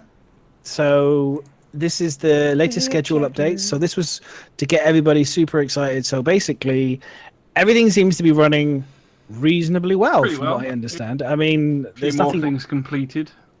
A lot of things. So as of kind of right now, from what I understand, the Rover is done. The rework Cutlass Black is done. The Devastator shotgun's done. The Arrowhead sniper rifle's done. All are now feature complete. Loads of other things. The derelict ships done.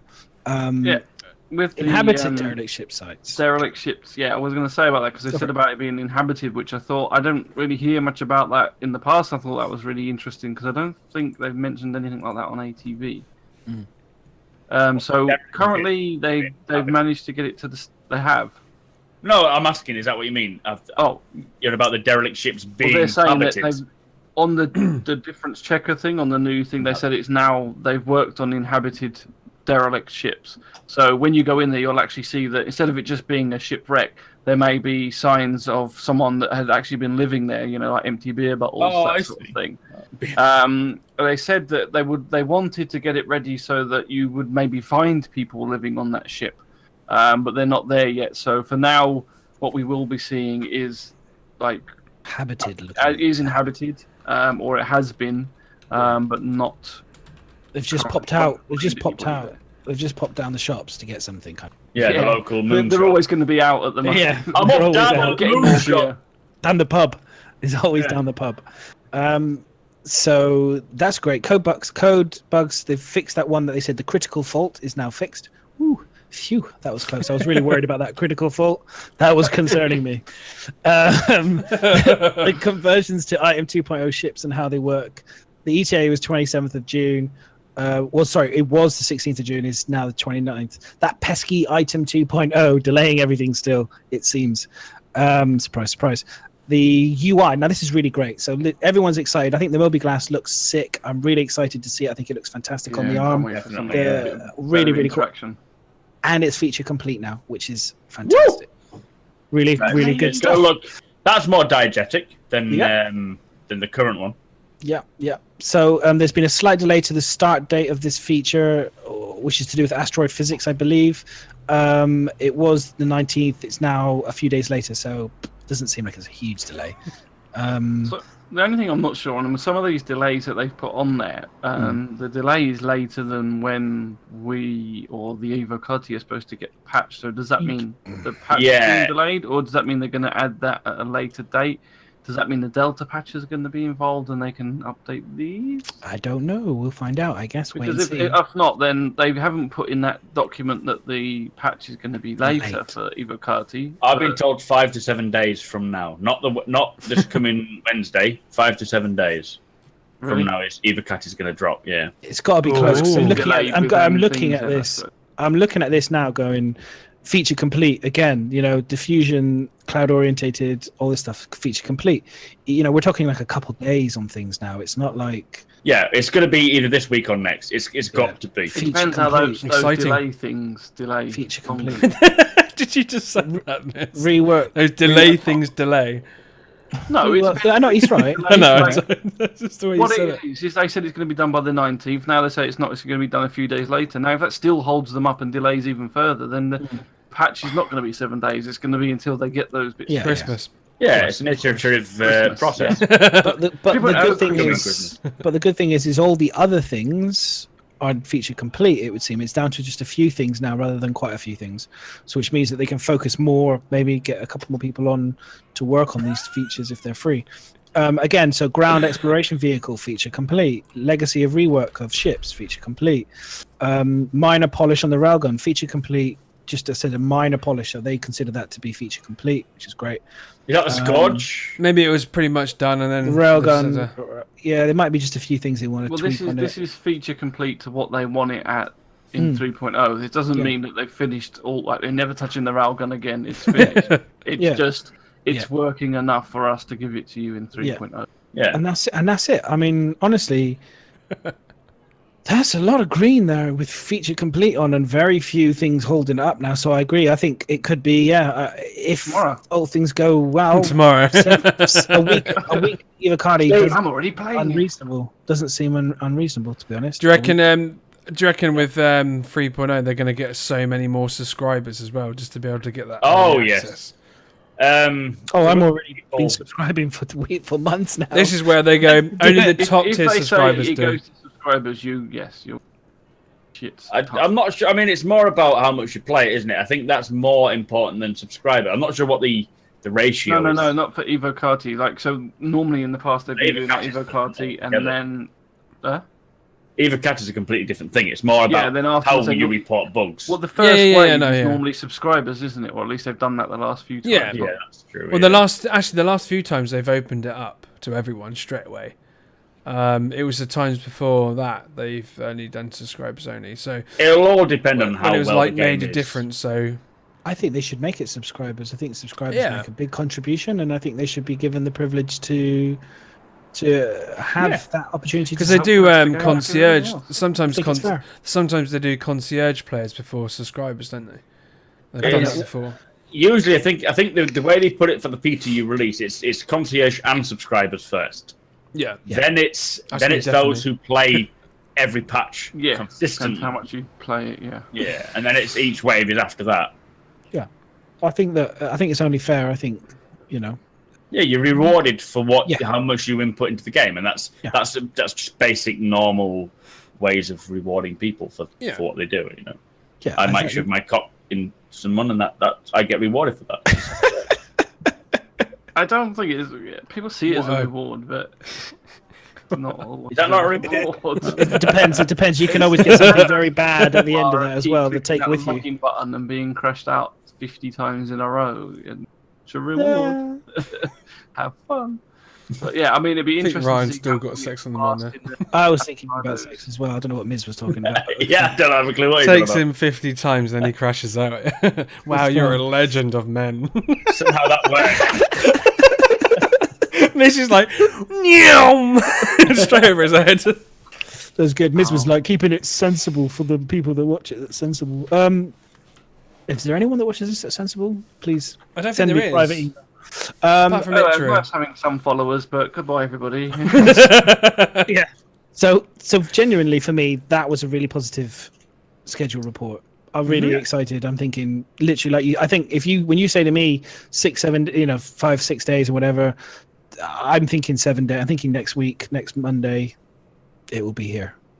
I think we all felt like AtV kind of had that vibe as well, that it was like really pushing towards getting this 3.0 out. Yeah, pretty close to it. I'm thinking, honestly, this time next Monday. I'll be playing it and you lot won't. Oh. Yeah, same with. Oh well, I'll definitely be playing This it. won't be here for the next podcast. If they do subscribers and concierge, I'm I'll definitely be now. getting it. I'm ill next Monday. Oh, I'm working next week. I'll be asking you loads of It's questions. How is my 60-hour week next week? No. If Miss isn't here, we know it's good. We know it's good. That's true. Yeah. If Miss is here, we know it's shit, and we should literally get all our money back. Yeah, be like, I played it for 20 minutes and I don't like it. It's rubbish. We can all talk shit about him now as well because he's a cunt. What? Bastard. The next big piece of news is the Xeon, however you want to call it, Xian Nox sale begins Friday, June the 23rd, and it will be $40 for I'm not going to load up the image because you just basically said it. Load up the freaking image. That's what your job is. Load it up. Fail. One thing you got to do. No, this is to show. Peek. It's this the is one to show image that we've got, and you're not going to show it. This is to show legitimacy. That everyone's going to buy it as an LTI token. Yes, exactly. But I think it might be. I think it might have a bit of scope to it. I like the idea of it. I mean, we haven't really seen. No. Have you seen the one on Reddit? Have you seen the pictures of it on Reddit? Yes, the little tiny kind of the one we showed before last week. Within a bubble, so it's. I don't know. The one with the nose. You mean the nose? Not just the nose, the actual shape of it. And I think we had it last week. I'm not sure. Is it kind of like black and blue and purpley kind of weird colours and stuff in a box? Yeah, like damage text. Fine. Let me just find it. You carry on talking. We might have already got it from last week because we were so ahead of the game. Yeah. I was saying the Nox was going to be. I think Bio's refusing to show it, so Nexus. I just did just show it. For you. I just showed it. He showed the link. You sound really defensive there, Bio. Well, yeah, because Miss is like the true sign of a liar. Yeah. Miss is like this at the time I put it on, then he goes, "Oh, he didn't do it." What, you showed it for 2 seconds? I showed it for more than 2 seconds. You just spaced out. I thought we were still talking about it. Sorry. Anyway. You mean this one? You mean the one with the guy standing looking at the screen, right? Is that what you mean? Yeah, but it's got like the logos. Purple. Oh no, maybe thinking something different then. Of like where the seat is, the windshield, the exhaust, the rear, the nose. Ooh, you might have something different. It's the same picture of the guy looking at the screen, but it's sort of. How do I give you an image? Should I put it in Discord? Yeah. And then Bio can figure out how to put it into the actual. Because I've seen this. I'll post the link in the OMC podcast. I've seen this one, which is we're rebranding. The clearance level ultra holders only, whatever that. Oh, that one, yeah, where you can see when it's going to release the next section. The kind of it looks like it's got like it looks like Boba Fett's face is kind of imprinted into the front of it. I don't know if anyone's seen that. Just a bit like someone slammed his head into it. It's like flattened. He's been crushed into the front. But there's that, which looks quite cool. You see that, Bio? Hang on, I'm getting the image up now.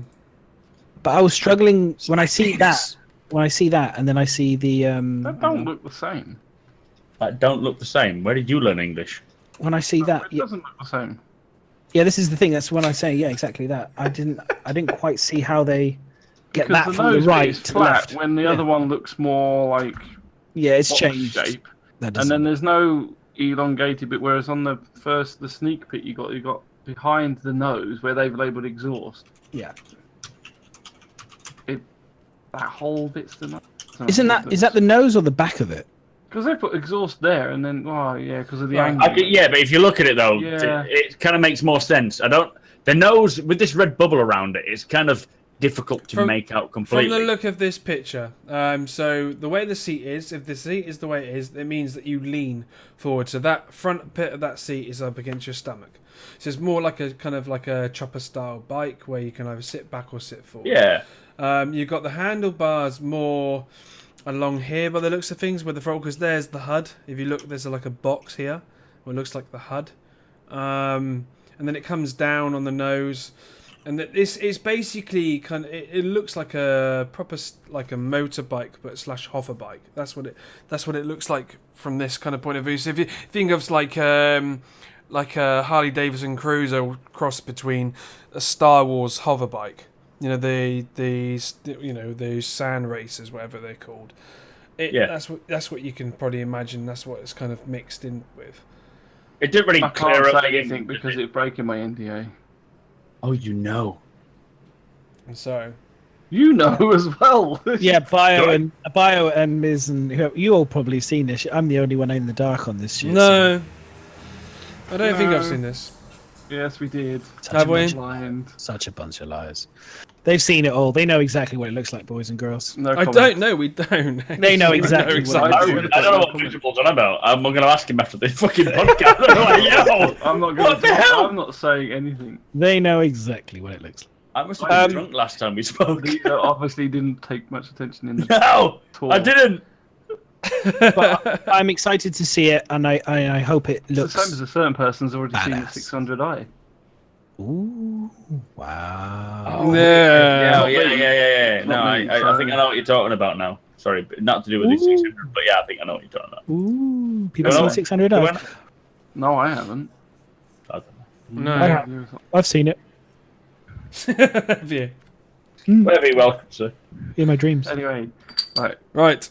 So, is anyone getting the Nox? All right, Citizen Con is, what the Nox to buy? Oh, I'm tempted to buy one now, and maybe another one.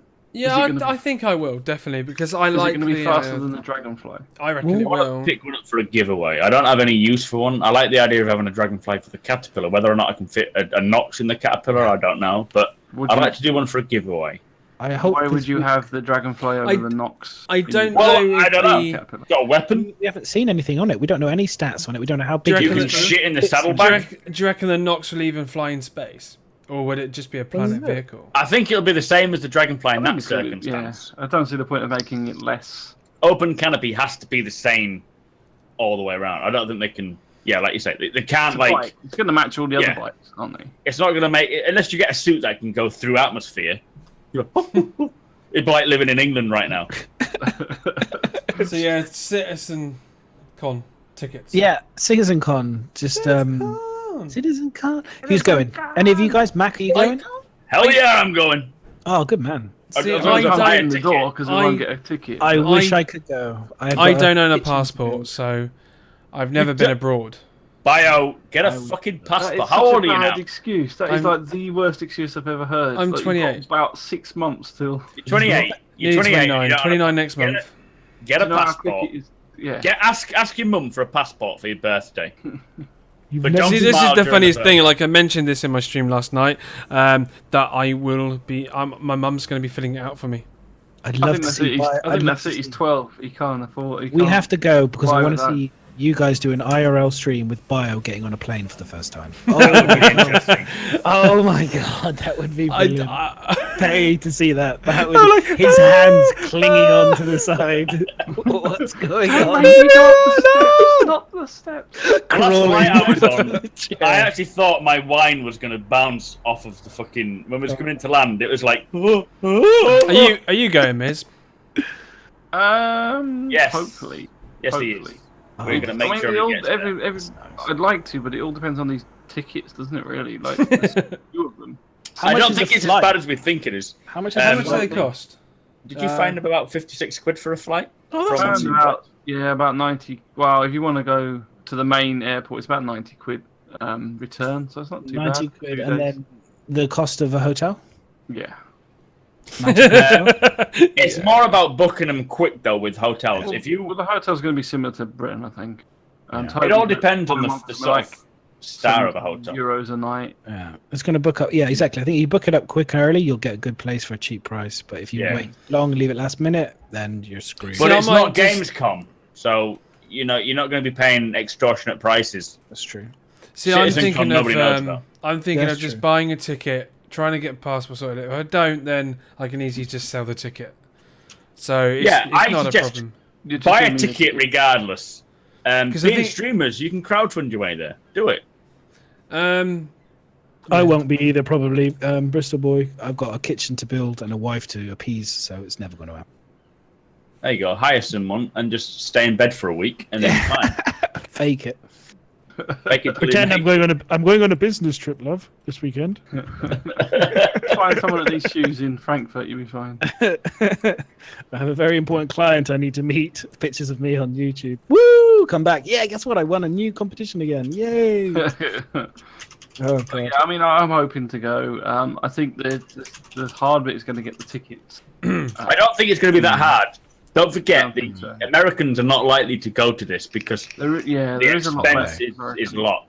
I think it's going to be a case of just be there for the exact time the tickets go on sale. Casually go through it. Don't stress about it, and you'll get it. A little plug for the Americans. Captain Z-Man and I think Sophie Geld and a few others are hosting a CitizenCon event. They changed the name, and I haven't got the details because this is just the top of my head. But they are doing it at the same time as CitizenCon. So if you are in America and you can't make the one in Frankfurt, they are doing that. You can go and see that instead. Yeah, like a watch party.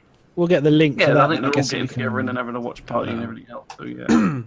Cool. We'll get the link for that. I want to know when CitizenCon is going to be in the UK again, because if it's going to be next year and they can say that, then that'd be awesome to know. Yeah, I think it might be. Yeah, I don't see why it wouldn't be. How would that affect BritainCon though? If they have a CitizenCon, that's like Captain Z-Man. Sorry, Commander. I guess you just go both. You just go to both, wouldn't you? You'd go. Yeah. Because one's at done one time of the year, times, the other one's different year, so it's fine. Yeah, sorry, ignore me. That's fine. I was just thinking out loud. The next thing was hairstyles that match real life. This was a bit of fun. I saw. Okay. So the female character's hair does seem to be modelled very similar to Erin's. I don't know if anyone noticed that before. Where we're looking? The fuck is this? On TV. So this was in the chat section. Max is chatting up Toby at the moment. So Bio's on it. I'm sure he's on the case right now. Yeah, underneath citizen tickets. Underneath. If anyone wants tickets, by the way, I have the link here. If anyone wants tickets, tough. We got to buy them first, then you can buy yours. Here it is. Oh yeah, hairstyles. Okay then. What the fuck is this? So did anyone see that? Has anyone seen that before? You've got Erin's hair, basically. They're pretty. Kind of. I was like, that's pretty close. Like whoever was like really spot on to notice that. I was like quite impressed. Like someone. I think it's more the black lady has a dyke haircut. That's as far as we can go with that. Controversial. I know. Have you noticed how far her eyes are apart though? She's got really far apart eyes. Don't you think? I think they should really swap eyes, and then it would be fine. It would be perfect. They are for each really other. far apart. I mean, my mum always said never trust somebody's eyes too close. I never trust anybody with their eyes too close. Too close. Yeah, no. But who are the furthest away eyes? Those are pretty far away. What about unibrows? I think they should be a thing. They need to be a thing for female characters. They need to be shot. For female characters, I mean, the making was the female characters dead ugly anyway. So stick a couple monobrows in. That's what I said. Yeah, what's with this whole dyke outfit thing going on? It's like you've got the mohawk, we've got this. Can't we just get normal looking women in the game? You mean smoking hot ones? Wow. Smoking hot female characters. Not that, not just that. Just yeah. You realise what you just said. No. They've got plenty of normal. They've got by the podcast in any shape or form. Like, no, I get it. That a lot of girls like to be masculine. They like to show that they are powerful, and women are powerful. But especially when not everyone looks. In 900 years in the future, is that how it's all going to be? Women are going to look like men. We want Wonder Woman style women. This is what you mean, really? I just want normal-looking women, just to make it look normal. I don't really want normal-looking women. I just want smoking hot women. Everyone needs to let's move on to the next topic. So the next one is torpedoes.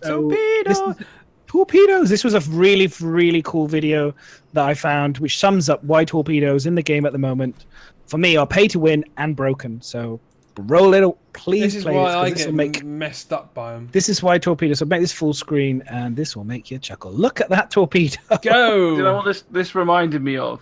If any of you seen Guardians of the Galaxy, where he's got that little pen and he plays the whistle and the pen flies everywhere. Yeah, that's exactly what that looks like. It's more of an annoyance than a torpedo. Okay, so here's the thing, right? Okay, so a size 9 torpedo on a tally. Obviously, it's got cross-section scanning, which is a nightmare to get rid of as it is. But if you notice, he's jumped away, by the way, and it's still followed him, and it's found him. So that's the first bug. But the second bug, if you just notice it, why the hell is a torpedo able to move like a size 1 torpedo, a size 9 like floating around? That's ridiculous. Basically, what it's doing is it's that new targeting system where you can pick a component and it's looking for that component. Exactly. It's like, but the person who's fired it is like changing it halfway through. Like, no, here, no, there, no, this one, gone. And then eventually it fires its load. The thing that we figured out a way of kind of avoiding most torpedoes now, which is fantastic, which I won't share because everyone will know about it. But the size 9, the cross-section torpedo, is still tricky and to get away of, and it's still very, very difficult to avoid. But it's so funny when you see, I literally read now people's comments in chat now when I avoid 4 of them or 5 torpedoes, and they literally go, huh? How the fuck did that happen? How did I not kill you? I paid $275 to kill you. How the fuck did that? You know what I mean? It's like, and you just go, well, get good, buddy. Scrub. Learn how to shoot with guns rather than rely on torpedoes. You know, bullshit.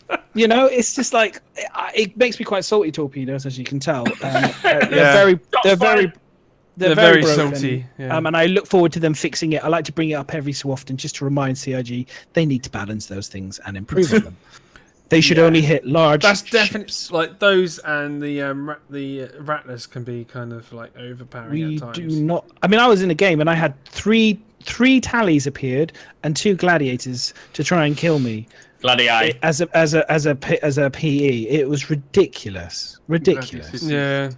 Did you have like multiple torpedoes going? Yeah, I avoided 6 of them. Once the actual appropriate cost for missiles comes in, people will probably less spam them because they're going to be expensive to replace. Oh, well, everyone says that, but they need to fix the mechanics of them first, not just rely on the cost only. It's bad, in my opinion, if you just rely on the cost of them. Yeah, when the cost comes in, it'll be fine. No one's going to fire them. Yeah, it's like, hang on a minute, they just spent $275 on the bloody spaceship. You think they care about buying credits to fund their habit of killing people? I don't think so.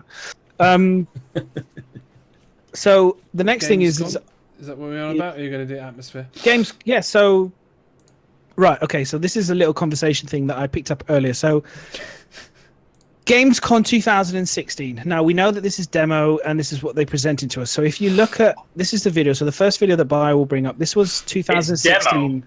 This was Gamescom's. I guess this is like proof of concept is their word that they like to use to describe it. So they showed this to us almost 9 to 10 months ago, the atmospheric conditions. Now the next one, they showed us this on the 11th of May 2017, AtV, saying that this is a work in progress atmosphere effect improvement. Where's the next one? So you'll see the next one. Bio will key up the next one for you. I didn't have time, unfortunately. I wanted to get into Adobe After Effects, but Adobe Premiere, sorry, to try and clip them 2 together. But I'm not great at. I see. It's like lion's mane. So if you notice on the next one, the actual. Yeah, so the Gladius, if you notice, they've added a little bit of a trail to the back and they've deepened the kind of the burn on it. But in terms of actual, I was like, that's not. I don't see an improvement. I was like, okay. I think that's 9 months later. Okay. What the improvement is, been working on that. If you remember what the improvement is on this video, is they're saying depending on the speed you enter the atmosphere, depends on how it looks. Before it was just one image, one set effect. Now they said that. They didn't show me that though. Yeah, they did. They did mention that.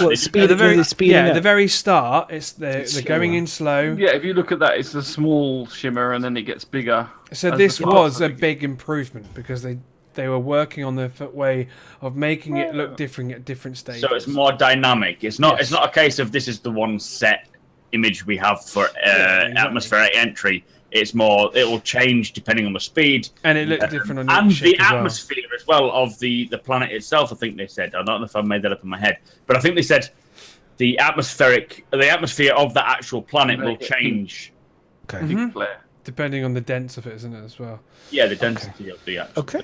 Next one, Gamescom, published 19th of August 2016. This is the Levski. So if you look at this, is the Levski station. I want to say they did quite a lot on the Levski, and I have other videos that I'll do later. I'm going to do a YouTube video on this stuff. Again, by the way, I'm not trying to pick holes. I'm just showing what they showed us as proof of concept versus what they've delivered now. This is very much about understanding games development, what they show us as demos, and why it takes so long, and all this stuff, and what they've done and stuff. So this is very much just I've never made a game, so I have no idea. So no, you haven't. So this was the Levski. So you can kind of see what they've got there. So you see the floor. Just make a note of the floor at the bottom. Look at the buildings and all the rest of it. This is the kind of the general kind of quality that they produced. And the lighting wasn't great in this. Yeah, look at the lighting and the details. And I mean, this was still impressive. Okay, like I was watched it again, and I was like, wow. So if you go to the Levski, published on May the 4th, 2017, ATV. So this is just a clip that I've taken from that, and this kind of like shows you the improvements, as it were. I think the difference is what they've been working on for Levski, rather than the interior, what we're seeing here, is more they're working on the exterior, adding the garages, adding bigger mining equipment to make it feel a bit more superior, and adding another lobby for the garage level. So this hasn't changed much at all. I don't know why they showed us this, because we've already seen all this. Yeah, so I was kind of like, well, they've improved the lighting. The render looks a bit nicer, looks a bit sharper. When you're looking at the window as well, it looks you see much more as well. Because before, remember the first video you said we showed it was a bit more what's directly at the window, not what's in the distance. And now, if you look closer, you can see more in the distance and all the different like the hills. I think a big part is the lighting. They have expanded Levski. We've seen the improvement on the lighting even so far in 2.6. So. They've probably improved the lighting and atmospheric effects. So, Henrik, you talk about the flames. By the way, the flames were in 2016. You'll see that in the next video. Fire and Levski Games Compress. In 2016, they already had flames firing out of things. And then in the latest ATV, they showed it as if it was like this new concept. They'd already done it. I think this is different. I think they've changed. This whole lighting thing I don't think we've seen that in Levski yet. What we've seen in the previous two videos just now, I don't think that's the new lighting mechanic. Yeah, this again, it's the subtlety. I think a lot of it is very subtle changes. I think it's a lot of very, very clever things that have gone on, but it seems very subtle. So if the next one is Fire and Levski Games Compress, again, 2016, and then this is again just to show what the current state of the world looked like, what they were proposing we would get, meant to be for Christmas, but we're now in June, July, whatever. So if Bio will bring that one up, and then you'll see also, if you notice that this is Gamescom, so you'll see the kind of the mining thing sticking out, producing fire as well, sticking out the top. So you'll see, look, there they are already. And this is on the games. So this already shows. So you can already see this is so they kind of said that they've been doing fire and stuff, and I was like, well, you kind of already did it. I think they've just they've made it better. A lot better, yeah, definitely. Yeah, if you look at the latest, it was only a small snippet. The latest bit of Levski where they showed the fire coming out of the latest bit of it. I couldn't find it. That's the reason I was quite annoyed. I was trying to find it, but I couldn't find it. I'll find it for next time. Hopefully. I was trying to find it. It was irritating. I couldn't find it in the ATVs to find that very small snippet to compare it to. But again, that just shows you kind of, again, they had the screen HUD thing, which I thought was quite interesting. When we saw the Mark Hamill, somebody had actually added the Mark Hamill video clip to the thing. Yeah. So do I think they did nothing for the last few months, or what is your point? My point is I'm just trying to look at what they suggested that they were going to do for Gamescom and what they've actually achieved. If you actually look at the what we're going to get for 3.0, it's far greater than what they originally proposed. We're getting so much more. We're getting so many more ships. We're getting so many more. So what I said to you earlier when we were discussing. It's just a conversation. Before, it's nothing more than that. That a lot of the recent ATVs and updates that we've been getting have been basically a lot of technical stuff.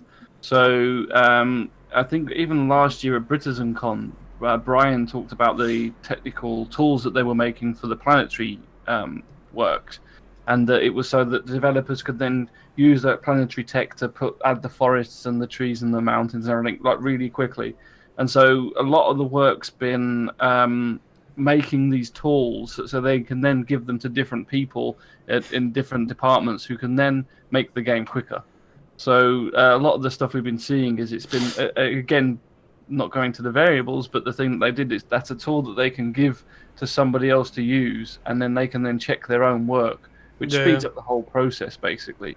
So I think a lot of the work, because they've started from a company that had nothing, and they've been using the tools that from the CryEngine and Lumberyard and everything, they've had to redesign certain things so that they can then use them.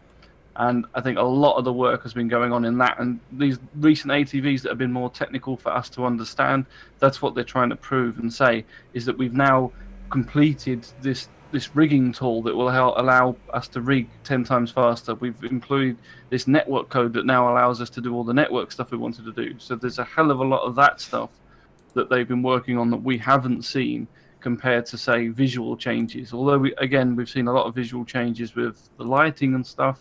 But that's down to, I think we did a whole podcast on the lighting and that smoke effect and everything else. Yeah, definitely. That was stuff that they did a tool that then can be used by other people, which makes it 10 times quicker for them to then recreate that. Again, the same with the outposts. What we saying, me and Miz were talking about this before, and we were saying that the only issue we have is that we had item 1.0, we've now got item 2.0. You know, the concern is we hope that they build the frame and they stick with this framework now for the foreseeable future. They don't go suddenly we need to do item 3.0, screw it up and throw it out, and then suddenly delay it again. It's like, at some point you have to stick with something, and to deliver something, because you can't just keep scribbling up and throwing it away. It's like feature creeping, isn't it? There were Star Citizen were very much, and Chris Roberts especially was accused of feature creeping, which he was. It's the idea of constantly trying to get better out of something instead of releasing something now. And they go through stages of this constantly where they feature creep and then they finally release something. But then they spend ages feature creeping. We don't see anything for months. And then they finally release it. I think it's more down to Chris Roberts' perfection OCD sort of thing where he wants it to be perfect. But the fact is we're all waiting for this. And we don't mind seeing it imperfect. We like to see the building blocks of it. And I think that's very important in what they're trying to present to us. And if they showed us that, it would actually get a lot of people who are very much at the moment sort of thinking this is a scam to be like, okay, we can see the processes, we can see the dilemmas and the hold-ups, but we're seeing the progression. Instead of just waiting and saying, here we go, everything's fine. They need to get it out as much as possible. I'm hoping things like like we talk about the Delta Patcher and things like that, once they've got the base item 2.0 and everything settled, with the Delta Patcher being introduced, they will be able to add their polishes and things to make it the way they want it. There is a sort of secondary thing with that though. Like, it's all right saying, "Oh, why don't you just release it as you've got it without changing it?" But we're already getting these issues now where people are complaining about balance of ships, how things aren't working, and what they're trying to say is that's the problem. If they release everything as it is, and then you say you deal with it, we'll change it later, you get so much complaint. But instead of getting people saying, "Oh, this bug's here and this bug's there," people too busy saying, "Well, that's not balanced, and I shouldn't be able to hit him with one shot, and this gun's not working as it should be." Whereas they know it's not working and it's not doing it, but they want to get bug reports. They don't want to hear you say, "My ship's not balanced, my ship's shit." I think the fact is you can't please everyone, but you've got to please the ones who are paying the most money into the game. Fuck those who are on the fence thinking, "Oh, I might back it later." They don't matter to the game development at the moment, because Chris Roberts needs to please the people who are paying the money to get the game developed, and that's where the importance is. Obviously, these people who don't pay for the money right now are important, and they will have their say later, but we are expecting a certain thing. He said it's open development. They need to prove that. They need to show us exactly what they're working on all the time. Not 100%. Well, yes and no. It's open development, but you're not making the game. They said I know. At the very, very start that this is Chris Roberts' dream, and we are playing what Chris Roberts wants. So although it's open development, it's only open development that you can see what's going on. It's not like, although we feel that we should have an influence, that's actually not what they're saying. Chris Roberts has already said, you're funding me to build a game that I want, and you either want that or don't. No, I don't expect an influence in the game at all. I don't expect my words to influence how the game is developed. I expect an open development.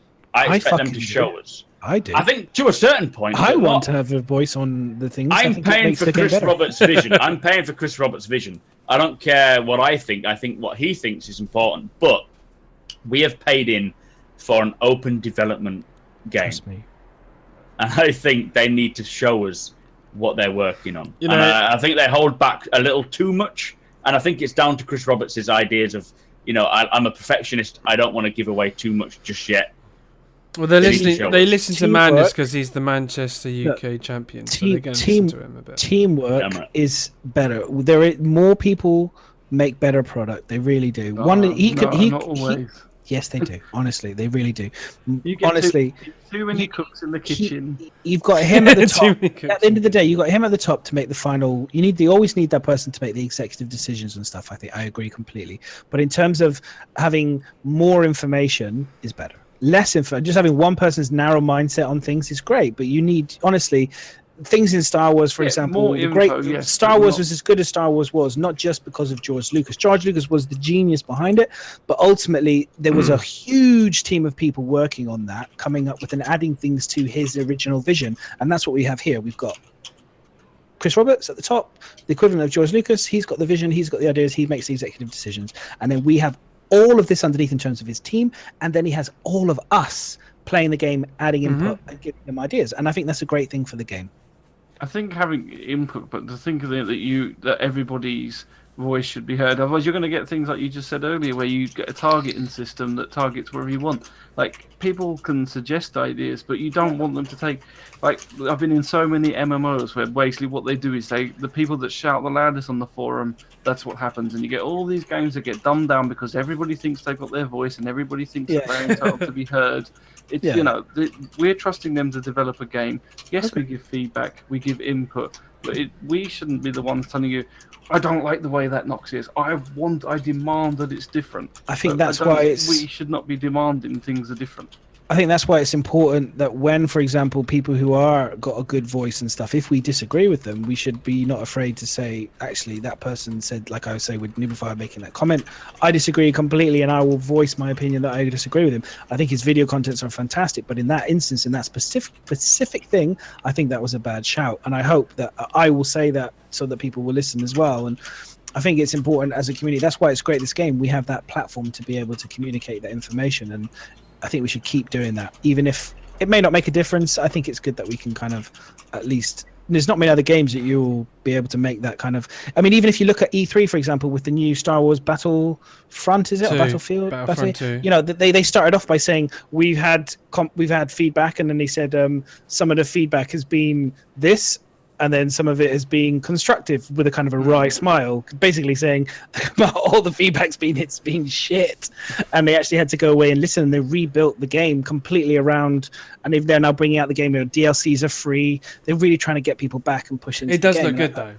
It does look good, but again, it's just like people are going to be very wary of it now because of the previous game being so shit. So they have to do all these things to get them back into analogy, it. that's why Star Citizen doesn't want to Chris Roberts doesn't want to release a game saying, well, don't worry, we're updating it later, because too many people are going to be going, well, this is shit. I won't bother looking at this game again. Well, now, kind of already what happened. You're saying Starmarine. Well, we do, but you can't do that with everything.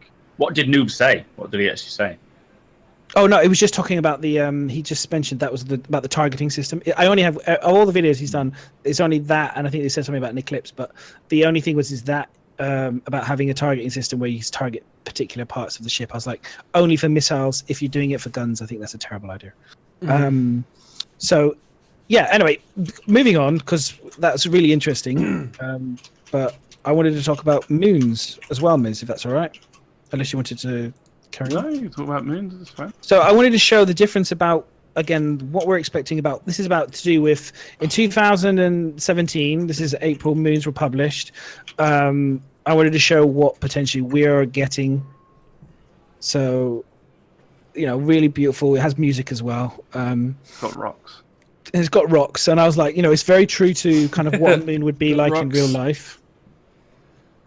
It's really nice. Don't get me wrong. It looks lovely. It's got the it looks looks lovely. I mean, when I land on that, I'm going to really feel as if I'm in Christopher Nolan's type of sci-fi world, you know, in terms of kind of a barren-esque kind of wasteland and stuff. Looks fantastic. But then a game was released recently at E3, which is called Anthem. Oh wow, yeah, that looks beautiful. Okay.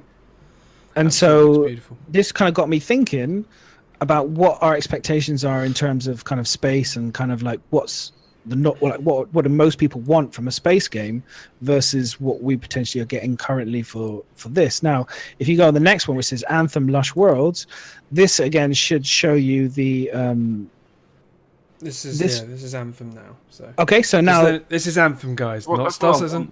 Anthem. Yeah. So this is going to be for 2018. So this is a year away release, and we're going to get access to this. Okay.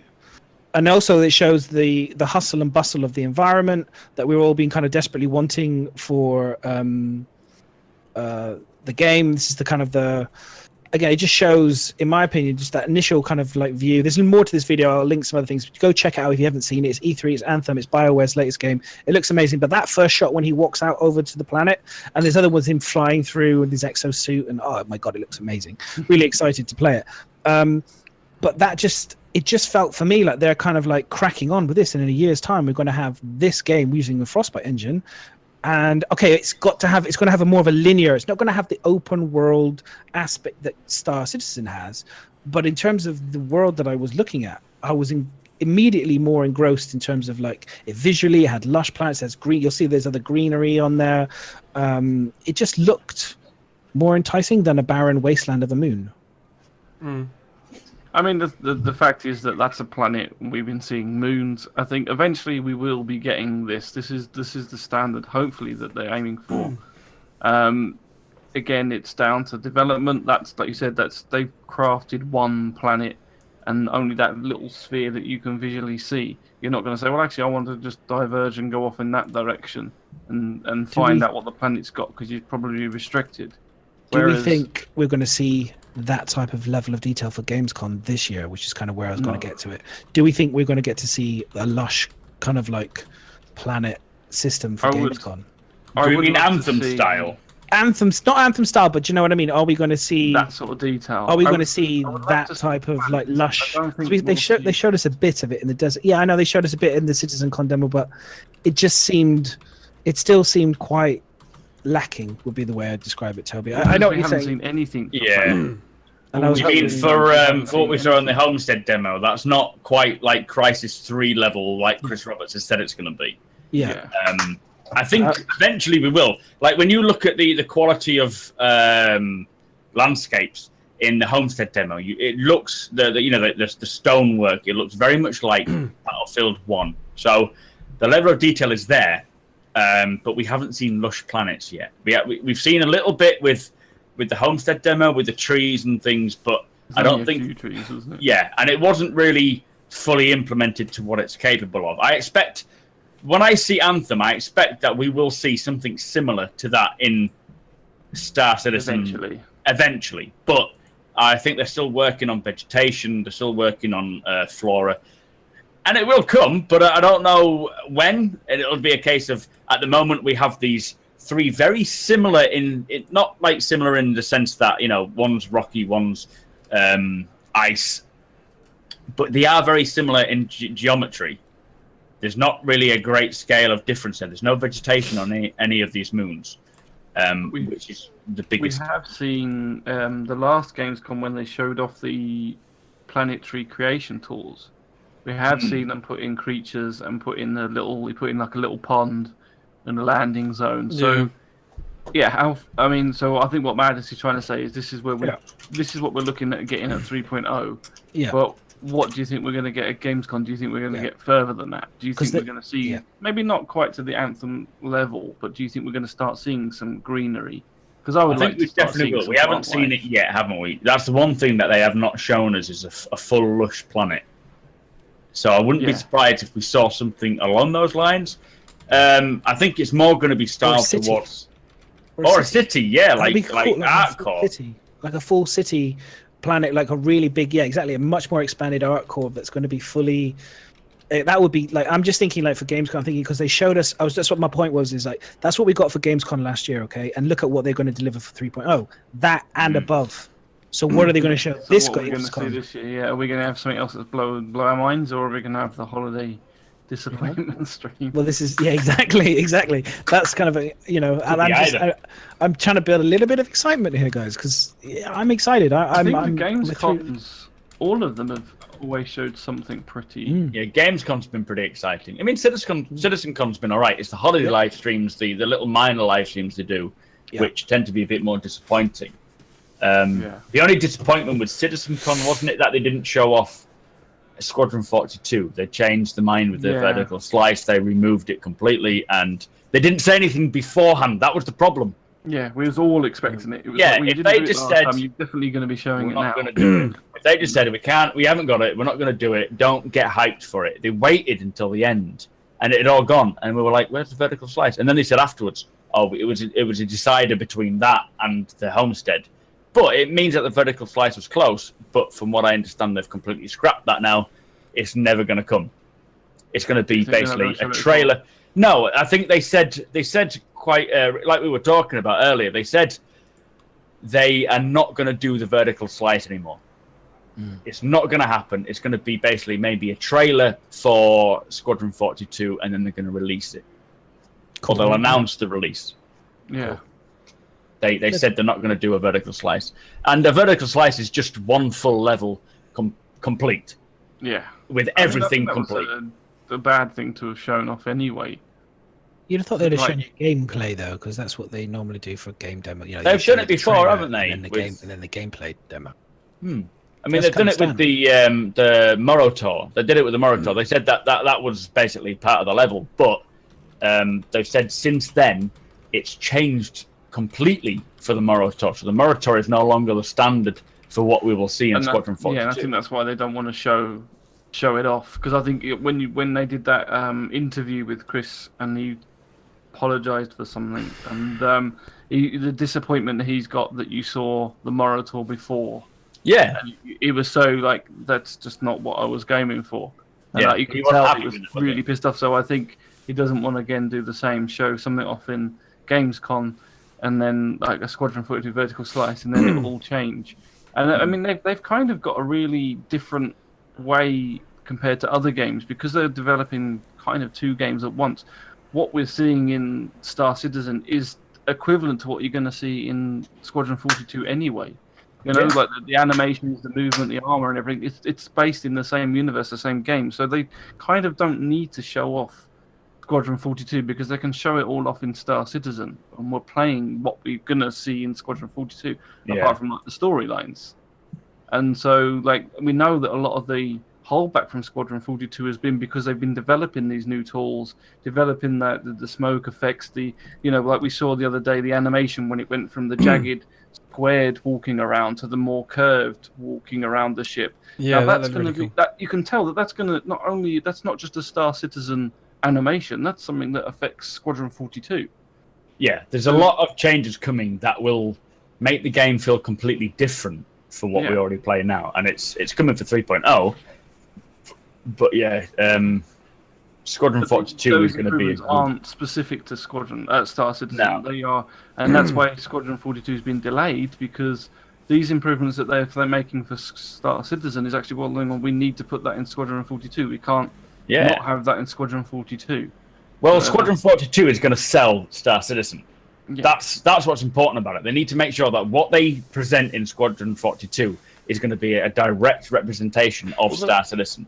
Otherwise, people aren't going to buy it. But if some of these updates that we're getting in 3.0 are good enough, is that not going to help sell Squadron 42? Oh, yeah, it works in both ways, but Squadron 42 is going to be released before Star Citizen PU is final. So they both play into each thing, but they have to release Squadron 42 with a certain standard. Hopefully, they won't keep updating things that they'll just keep pushing it, like this sort of feature creeping thing. They need to release Squadron 42 as a final game, but it's got to be represented. It's got to represent what Star Citizen will be eventually. But obviously, Star Citizen can take a little longer, so they may keep updating things like ships, planets, vegetation, all the animation, all this sort of stuff. It can still evolve, but they need to make sure that they're happy with Squadron 42 before they release it, because it will encourage others to buy Star Citizen as a final game. Well, I think they want Squadron 42 to be that successful, even without selling Star Citizen. Like, they want it to be as good as any of the other sort of games that are out there. So it needs to be that level to be a standalone game, regardless of. Oh, it does, and I'm 100% sure it will be. What we've seen, even in the Morotor, when I saw the Morotor, I was blown away by that. And they've said it's much better than that. That's nothing compared. Well, because now you're getting some of the updates that we've seen and had from AtV, which is obviously going to influence Squadron 42, is things like the way the NPCs react to you, the way that their dialogues flow, the whole picking up cups and everything else. It's going to make it feel much more of a real living world. Yeah, it's going to be immersive. Right, we need to let's. I did have one more question, but I'll save it for another time because I think it's a good question for another time. Do we have any questions? I'll just check now, mate. I'm being eaten like hell right now. I've got flies all over. Bios been attacked. There's like 2 or 3 wasps. There's like 2 wasps right next to me up there. Just take it for the team. Just take the bins out. I'm itching like hell. Right. Anyways, let's read these questions. So but we do need to get onto questions, guys. Right. So the first question's from Hammy. It's to everyone. Do you expect that we'll be able to make box forts out of cargo crates? I reckon we should give it a try. Yes. The physics they've already been said. We'll be able to build. You should be able to use boxes and stuff as fortifications. So yeah, why not? Yeah, they did. Same with canisters, gas canisters. You can set them up. Yep. To help yourself out. Yeah, or we'll be building a fort and having fun. Yeah, I think he means like little cardboard boxes kind of fort, like, Yeah. Well, if you can get cardboard containers, then yeah, of course. Yeah, they won't stop a bullet though. Just per question, what do you guys think the game changer will be? What Ben talked about at Batgirl's podcast? In Batgirl's podcast, I didn't see that. She does a podcast and she interviews Ben. I don't know, Ben's weekly Day. Or fortnightly. Called Ben's Day. And apparently one of the quotes he said is something's coming that's going to be a game changer. I do not have a spider on my chair. Stop it. Sorry, I had to read that out there. Server mesh. I think that's going to be the game changer. The ability to be the way that we play the game and we don't know about, and everybody in the game. I don't know. For me, that's a game changer. No one's done that before. Server meshes. The way that they integrate, like the instances sort of thing. Yeah, they have talked. Oh, he said about a ship. He mentioned about a ship being a game changer. Oh, okay. A ship being a... Ben talked about a ship. Ship! The ship! The Polaris. It's going to be one that fires a big net. Which is your ships. Like a moth catcher. What about the one with I need one of those. The latest concept. Is it the Eclipse? No, the Eclipse. I think the Eclipse may be on about the game changer. I mean, it's stealth. It's got a huge payload. I think he's on about a new ship, though. Nah, it'd be anything from a 600 onwards, I guess. Just try and clip it, guys. Go and clip it. The unless it's something that takes you out of jump or something. They've been talking about a new range of concept ships, though, haven't they? They said they've already got the new range of concept ships coming that they're going to start releasing after what we already know. They said something about a new ground vehicle, and they said there's going to be a whole new selection of concept ships. So I think that's the Xion, though, isn't it? Because if the Nox is the new ground vehicle, then that could potentially mean that there's a whole new manufacturer lineup coming. From the Xion ship. So it could be a defender, a fighter, could be all sorts of stuff. It's very difficult to say. I'm not very good when it comes to that. Coming from an actual game changer thing, I don't know. I didn't watch it, so I wouldn't know. It could be anything to do with game changing. Game changing doesn't have to just reveal ships. It could be a mechanic. I think that's what I was on about. Is a ship that's going to change a lot of things. But I don't know. It could be something like interdiction or something like pulling people out of jump. That a capital ship being in the game would be game changing. Because at the moment we haven't got a capital ship in the game. We haven't got anything from a Polaris to an Idris actually physically in the game to play with. That would be. No, it was asked today on the stream actually whether or not we will see capital ships in game. That would be game changing because at the moment there's no, imagine that. Imagine, we would have someone's actually going to be able to fly around in those things.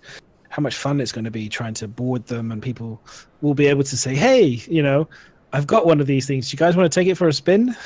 But does it mean game changing in the sense of what we currently have now, or does it mean literally in the Star Citizen final game changing? Blow your mind. We didn't, I suppose like time travel. We'll have to go watch the ship that can do time travel. We'll have to go watch the VOD of it. Shion capital ships, or I don't know. It's really interesting. Who knows?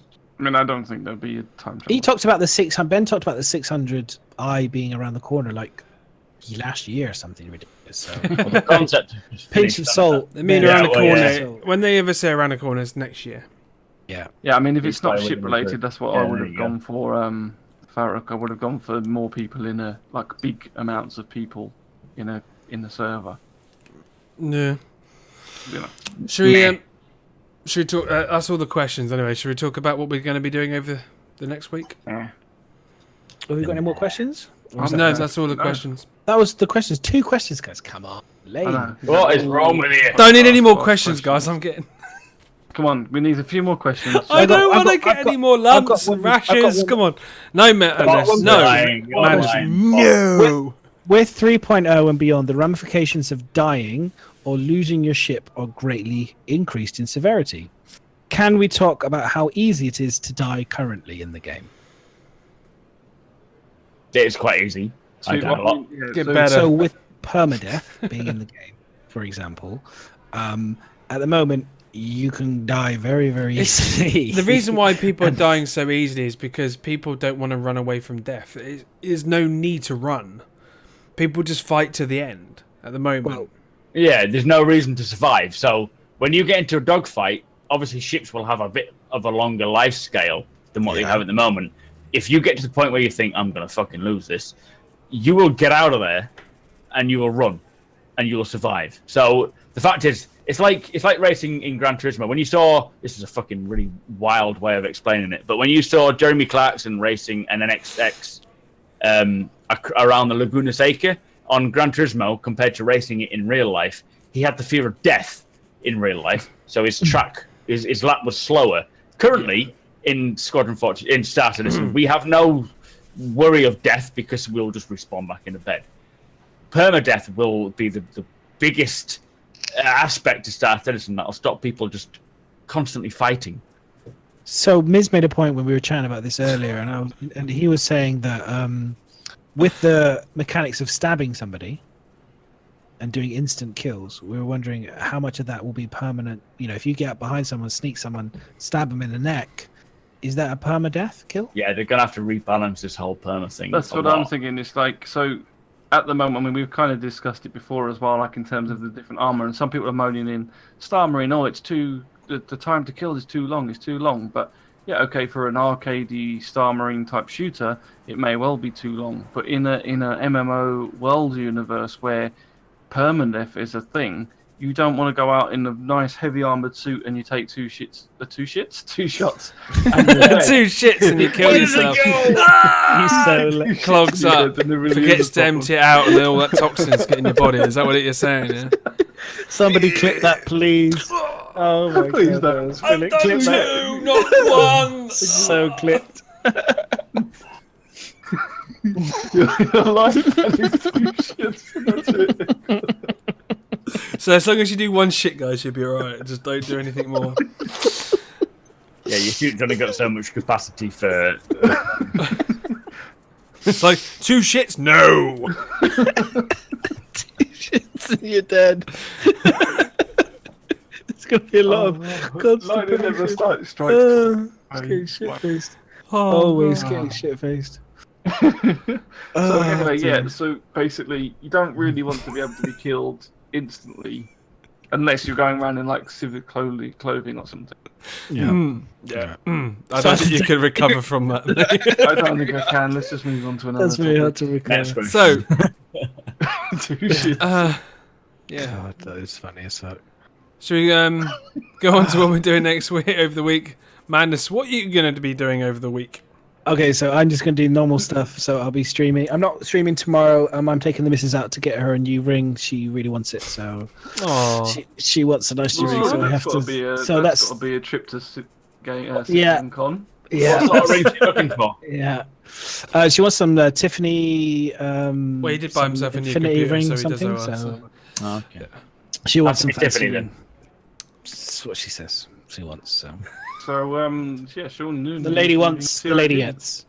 The lady wants to get. So yeah, and then but I'll be streaming Wednesday, and then hopefully Friday I should be doing my usual Friday diner, which will be cool. And then I'm just working on trying to get this YouTube video up.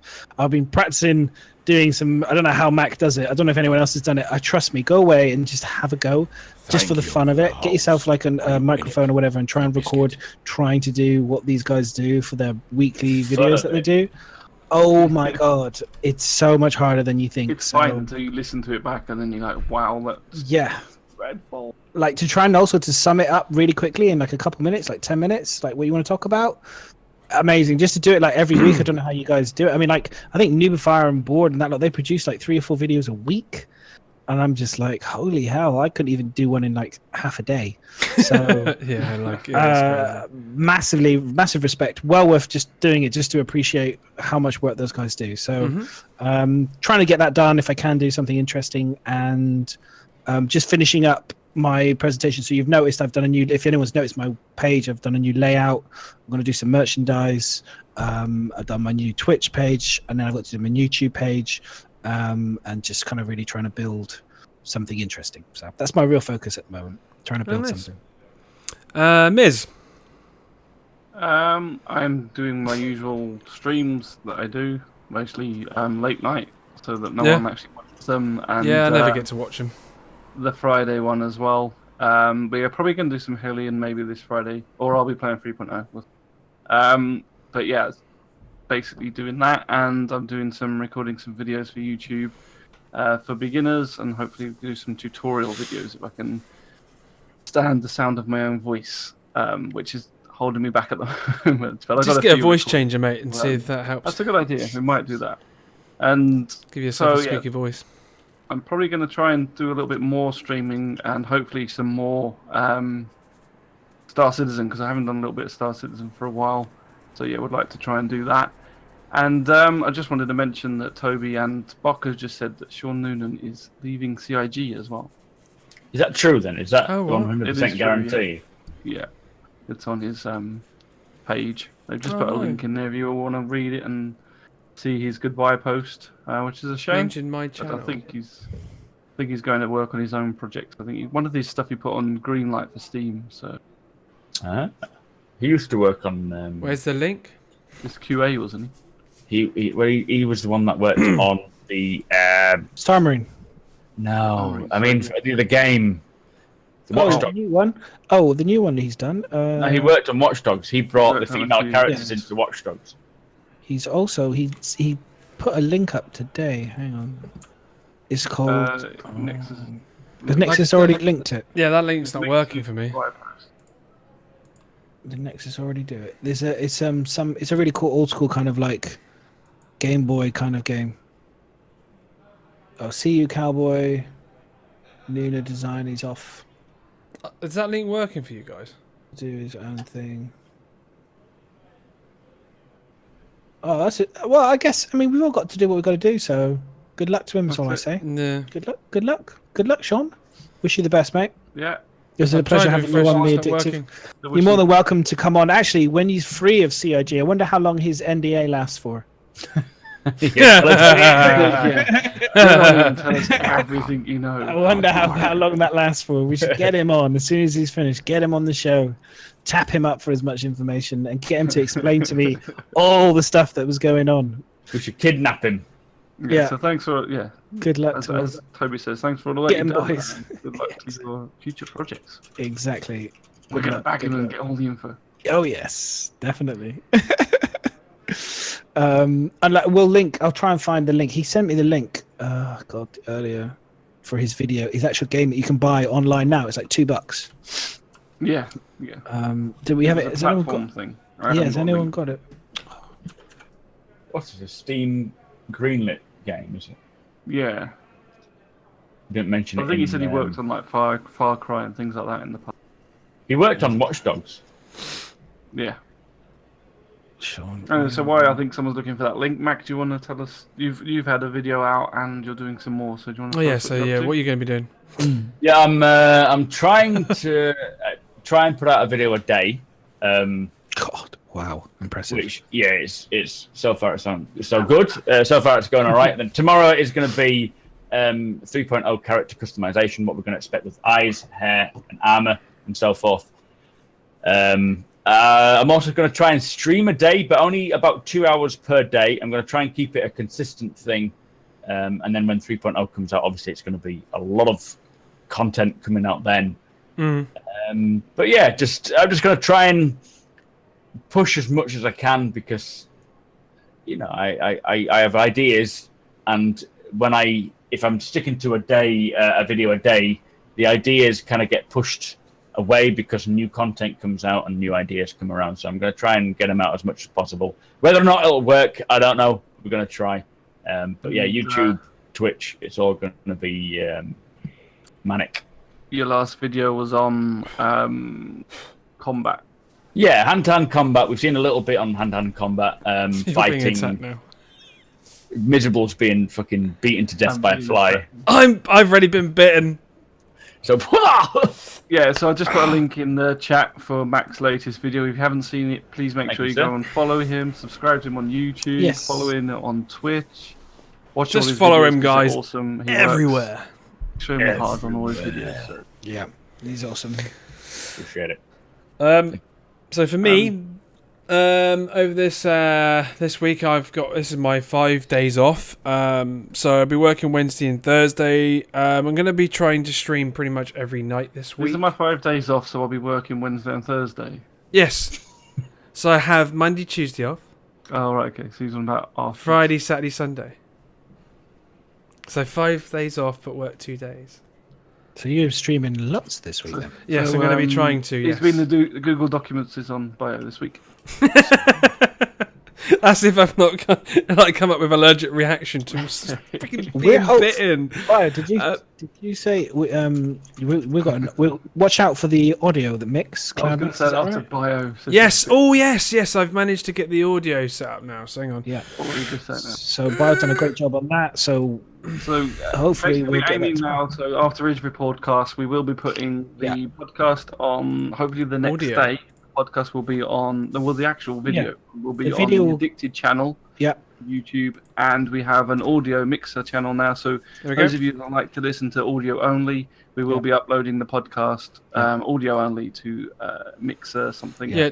Hopefully, can I just Nexus? Can you put that as a thing in the one of my commands and in all our channels? The Addicted Podcast audio, please. Yeah. Let me finish, Madness. Let me finish. I was going to say please at the end. Please. It is on yours. Oh, okay. Right above. Yours, no, I just put that in. Oh, okay. So Mixcloud. Oh yeah. Cool. Sweet, man. Thank you. But yes, I'm going to be streaming this week more than I have done because I've been finding it hard to find time at the moment to stream. So, and the last few streams I've been doing have been awesome. Like Detox is hosted over to me. I've had a few people in having a good time. So, yeah, thanks for those people coming in. And yes, you will see more of me. I promise. This week you'll see more of me. Yeah, and I'm going to try and get to CitizenCon for you, Ryan. He's just totally ignored me. No, I didn't hear you. I didn't hear what you said there. Yeah, so I'll try and get a CitizenCon for you, man. You sure? Sean, definitely, we'll get you on, dude. How long, by the way, Sean, does your NDA last on PIG?